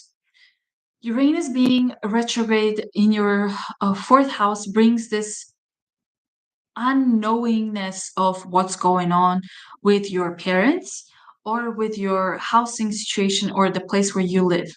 It's the period where you were unsure of where you want to live, where you want to call your home, or you were not sure about what kind of parent you want to become, or maybe you were like kind of, like asking yourself if you really want to become a parent, for example. For some of you, it can be that. It can also mean that some kind of situation that is happening with your parents, especially your mom, that you are not sure and you don't know about, but it's definitely like bringing your attention. You're like, what's going on? And then from 22nd of January, Uranus is going to go direct, and you will have more clarity and really like sudden changes, sudden events happening, revolving around like the place where you live in, your parents, your like real estate business. If you have, it will finally move forward, but it will be bringing some kind of new changes in your life, definitely revolving around like where you live, your parents, and what do you want to who do you want to become as a parent in the future. So with astrology, we're done, but it's definitely your month, because it's new moon in Aquarius. So that's very important for you. It's your dreams coming true, because come on, Aquarius is all about like dreams and planning what you want in life. And now I will check what cards want to tell Aquarius is, because lots of cards are flying out. Let's see. What do my guides want to tell Aquarius is for January 2023?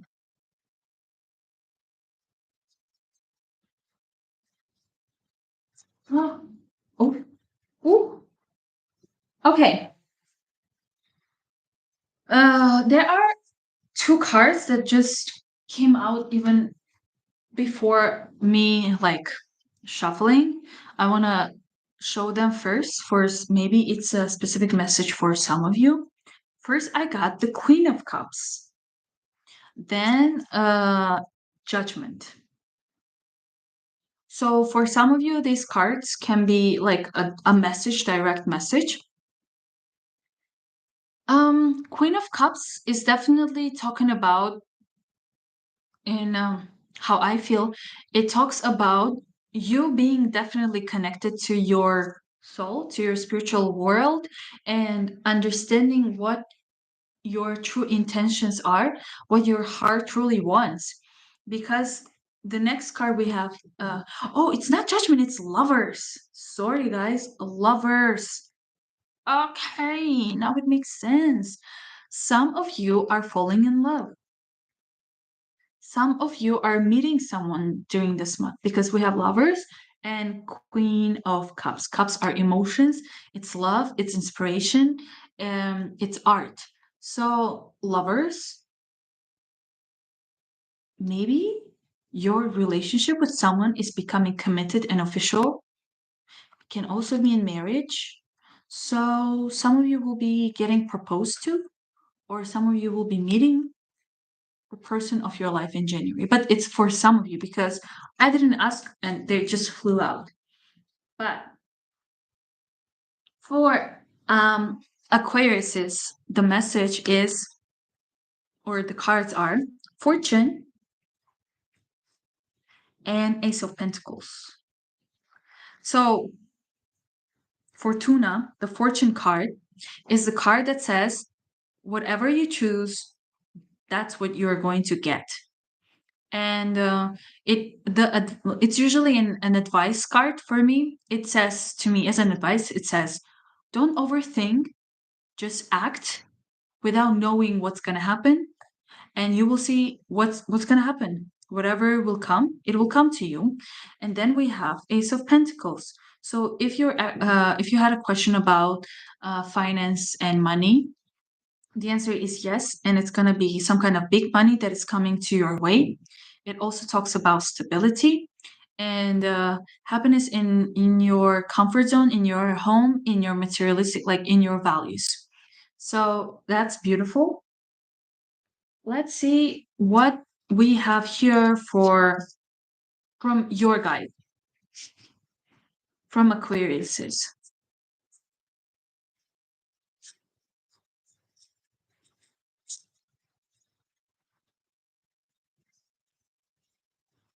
What are the messages for Aquariuses from their guides? Okay. Oh.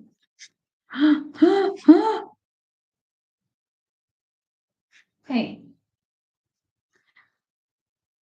Maeve, power.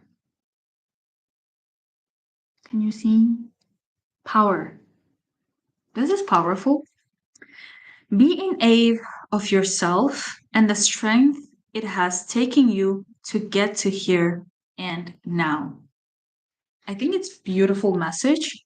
Let's see what it should have more meaning and more message. It's literally a message from your own guides, from your soul. That's what I call it. Power. Recognize that the events that have brought you here are all a part of the divine alignment of your experience. Literally, what the fortune was saying. Whatever you do is whatever you are going to get. There,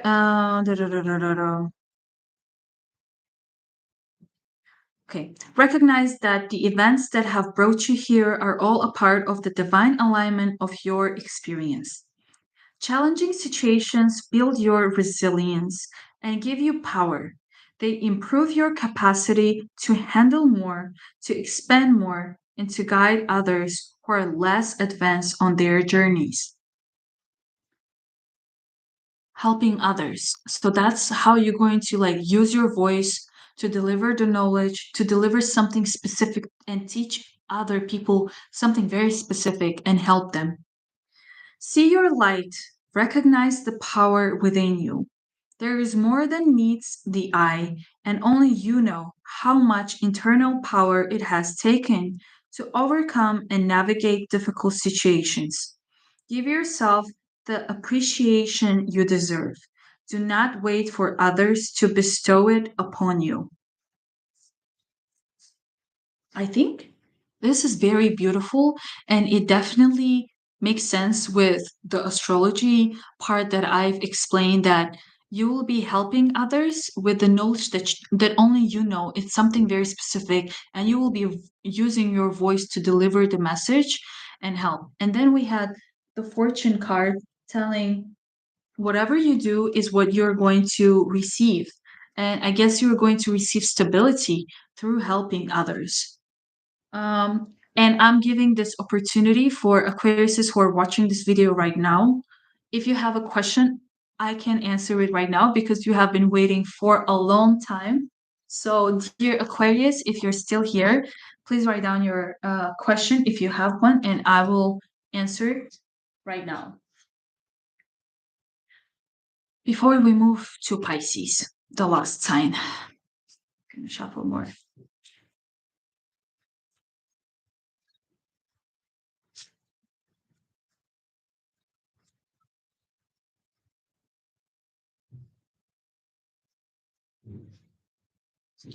If some Aquariuses feel trapped, please, guys, uh, you might think that you're trapped, but in reality, there's a way to escape.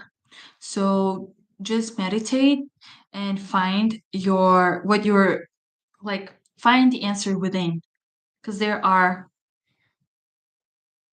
is a way. There is another way that you're not seeing.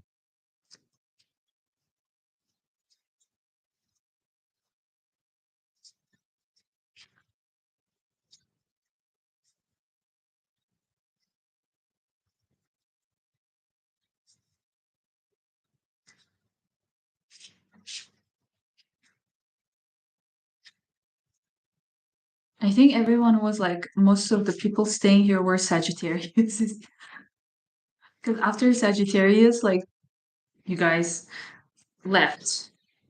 So I guess no question from Aquarius. We're gonna move to Pisces. Hello, dear Pisces. Welcome to my channel. This is your January 2023 new moon and new moon and astrology forecast with some tarot cards from my guides and your guides as an advice for your January 2023 so that you have more clearance and understanding of what you're doing and maybe you can receive some confirmation. You can prepare a question of yes or no and I will say if it's a yes or if it's a no. And the way that this video is going to work, first I'm going to describe some astrological aspects and then do the tarots and that would be the format of the video. If you're new to this channel, please make sure to subscribe. And your yearly 2023 astrology video is already out. The link is down below. If you're interested in one-on-one consultation or private reading with me, you can also find a link down below. I would be happy to work with you. It's been 3 hours, 13 minutes. My knees hurt. We're not I think, wait, ouch. I'm not complaining, but I think I'm hurt. So wait. Whew, okay. I'm ready. Let's go. So we start with your astrology. First thing for sure, we have Jupiter moving from Pisces from your own sign. Last year, you probably had lots of abundance coming into your way. And this year, Jupiter is moving to your second house of money, from 21st of December 2022 until 17th of May of 2023. Jupiter moving to your second house means you are receiving lots of abundance and luck when it comes to your finances. You're literally having a lot of financial income and money coming into your way, but this is the money from your hard work, from the work that you have done. So you will be, it's like the more you do something, the more you will receive. That's how Jupiter works. You put on work and you will receive the results, but in big amounts. Also, Jupiter being in second house means your taste will become more expensive, like taste of food. Like you'll be wanting to try really expensive food, going to restaurants. It can also mean that your comfort, you will be learning about your comfort zone, what makes you feel comfortable, what are the things that you want in your life to feel comfortable, to have comfort. So that's also beautiful. Then what we have is Mars. Mars has been retrograde from October of 2022 and it will go direct on January 12th. So Mars retrograde in the fourth house means lots of tension in a place where you live in and lots of tension with your parents. So tension when it comes to the place where you live in, it can mean that there is something happening in your house that you don't like. Maybe something is breaking. Your neighbors are noisy. You can hear through the walls and it's really bothering you. It really irritates you. Or maybe the way that your parents are behaving is giving you lots of anxiety, lots of anger, and you feel like you are in this like trap and you cannot get out of it. You will. From 12th of January, everything about like your the place where you live in and your parents will get better and it will improve. So that's amazing. Then we're having Mercury retrograde in Capricorn from 29th of December in your 11th house of socializing, your dreams coming true, your plans in life. So Mercury going retrograde in 11th house means lots of communication with your friends, but also it can mean that the old projects, the old dream that you had and you left it behind is coming back in your mind and you're thinking about it and you're thinking about how can you work on this old dream or old plan that you have had. It's actually amazing. If you have had some kind of dream or some kind of plan, some kind of goal in your life, and you just like for some kind of reason stop doing it, it means during this period when Mercury is retrograde, if you go back to it, it will be successful. It will bring you some kind of good reward and achievement because um, it it can mean like you're thinking about how to do something, how to become successful in life, and then this idea that you had long time ago is popping in your head back again. Use it. It's going to be helpful. And Mercury is gonna go direct from 18th of January and until 18th of January. Please do not buy something expensive. Please do not sign contracts or deals or trust like new people who come into your life. Make sure you double, triple check all the documents and all the numbers. And then after 18th of January, you can proceed with new projects. So do not work on new projects. Aquarius is in your 12th house of spirituality, isolation, and immigration. Aquarius being in your 12th house means you are definitely getting more connected to your soul and understanding what is your purpose on earth with your soul and understanding what your soul truly wants. Soul meaning your like inner, like deep within what you truly want. Also, Venus in 12th house means if you are working on some kind of project that is like hidden and nobody knows about, it's definitely bringing you some kind of financial reward. But also, maybe if you're immigrating, this process is going smooth for you from 4th of January until 28th of January, because from 28th of January Venus is going to go to your first house, and that's when you will be glowing, shining, and attracting people and being the center of attention. Definitely having financial benefits again.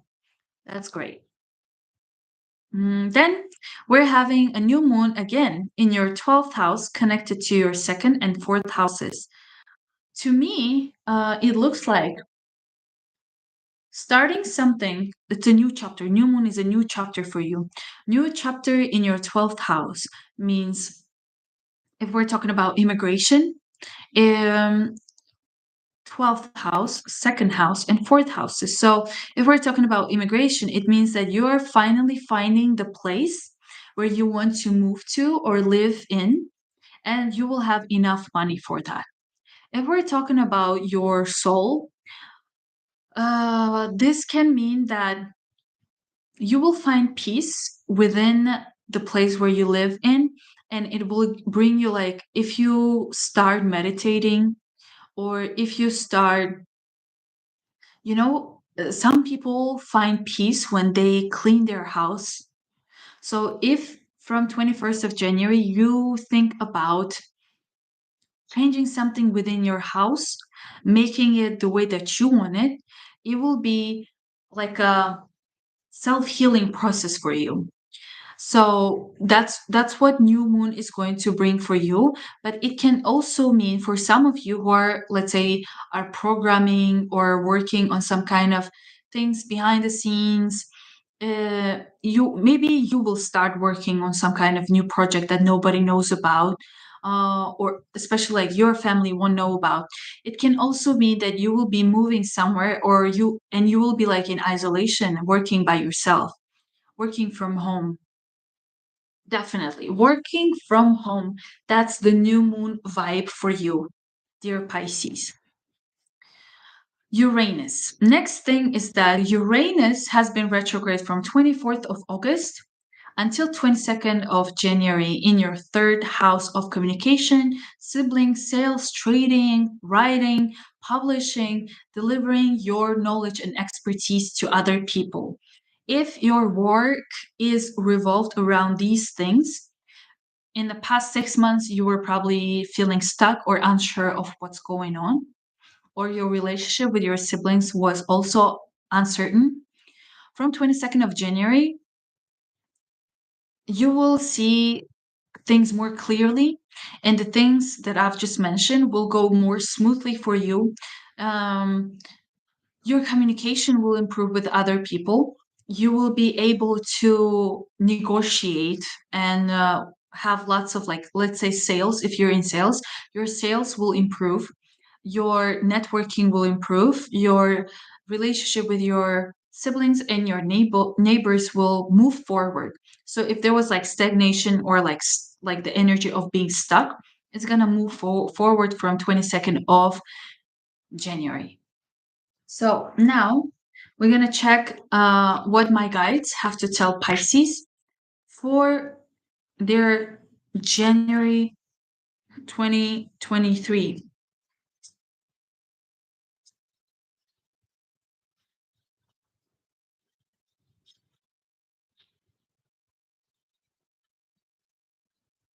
Pisces, January 2023. Is there any Pisces watching right now? Can you please put a heart or like something, write a yes? Wow. Well, dear Pisces. Let's see, what do we have? We have two cards coming out. We have um, Nine of Pentacles. It's financial abundance. It's pregnancy. And we have, okay, maybe it doesn't want to be shown. Judgment. So, Nine of Pentacles in original deck of Rider, it's like a pregnant woman. And this card means abundance and growth and development of some kind of project or a baby. So it can mean some of you are pregnant and you're growing your baby. For some of you, it means remember I told you the project? If you are working on some kind of project from the past, it is growing, it is developing, it is definitely, oh, I'm having like the ring. It means that this project, you have to continue, do not give up on this project that you have, because it's all about nurturing. Because like when you grow something, except like if you're pregnant, you see that the stomach is growing, right? But if you plant a seed, you don't see what's going on inside of the soil, right? But it's growing. At some point it will pop out and come out as your creation, something that will bring joy and life to other people and to you. And in this case, we have lots of coins. So it means financial stability, financial growth. So keep on doing what you are doing. And hello, dear Pisces. I hope this makes sense for you, but let's see what your guides want to tell you.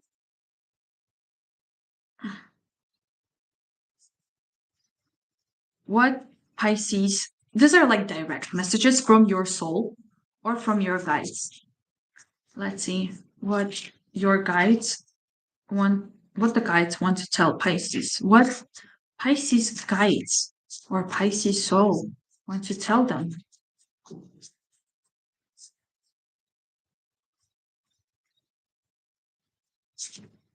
Oh, wow.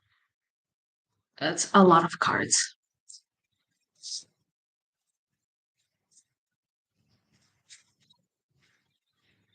Oh,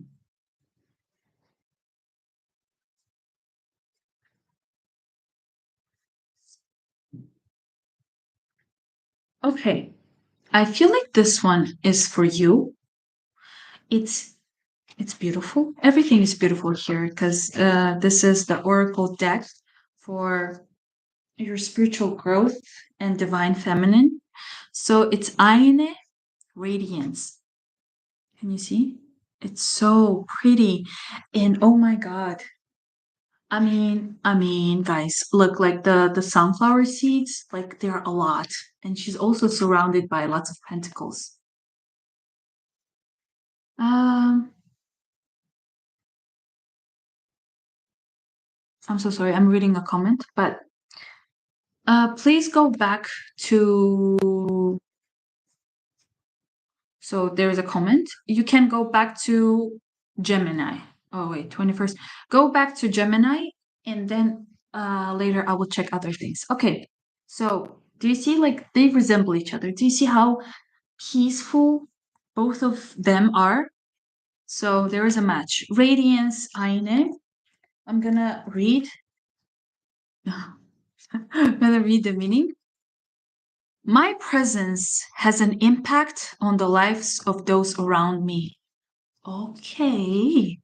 I mean, the way that you treat yourself when you're pregnant literally impacts your baby. The way that you treat or handle your business or your project, it's the way that it's going to turn out and be. So, Aine, let's see. That's the first card actually in this deck. Let's see. I am the light that shines internally bright. When I level up my vibrational frequency, I exude a radiance that is magnetic and uplifting to not only myself, but to everyone around me. I consciously choose to act in accordance with what honors my highest self. For when I operate at the highest level of authenticity, I attract all that I desire. I am a reflection of what I am putting out into this world. This is beautiful because we talked about Venus being in your 12th house for the whole month.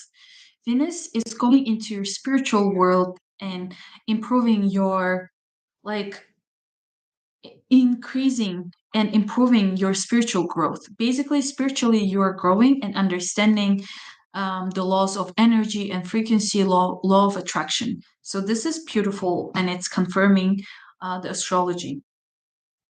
Although at times it can feel as if your impact is minimal and the return from the universe isn't always instantaneous, know that your light is still guiding you on your path and you have the power to be this guiding light for those to follow.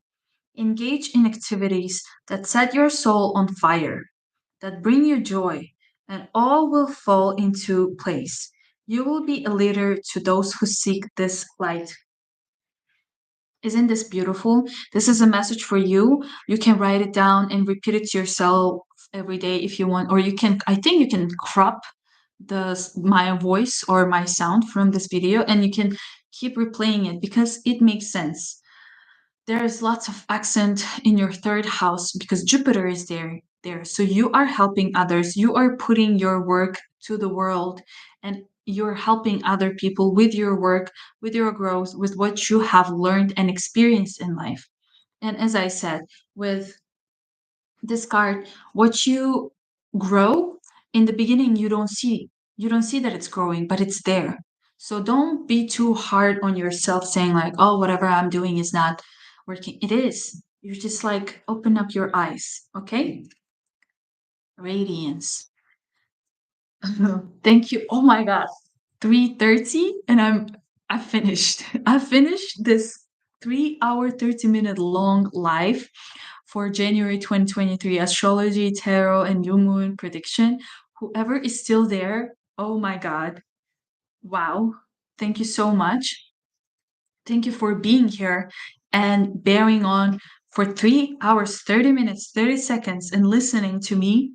It really means a lot. I'm gonna take a picture of the comments because I cannot find them later on. That's a lot of comments, guys. Dear Pisces, thank you so much for watching.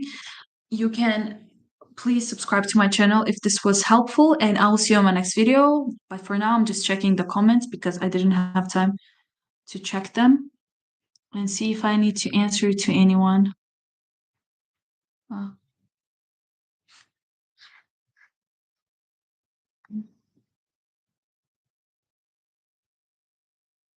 who is still there? Can you please write down what is your sign? Okay, so let's see. Someone wrote, what should they watch with their time of birth? Love when people have their time of birth. Okay, so dear Danielle, can you please write down where you were born? Okay.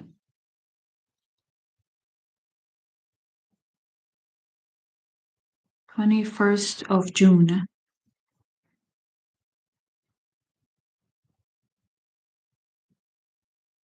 You can, if you don't know your rising sign, you can always go to YouTube and write down rising sign calculator and write down literally your day, time of birth, and the place. And that's how you will know your rising sign. So, for example, I'm right now checking for Danielle.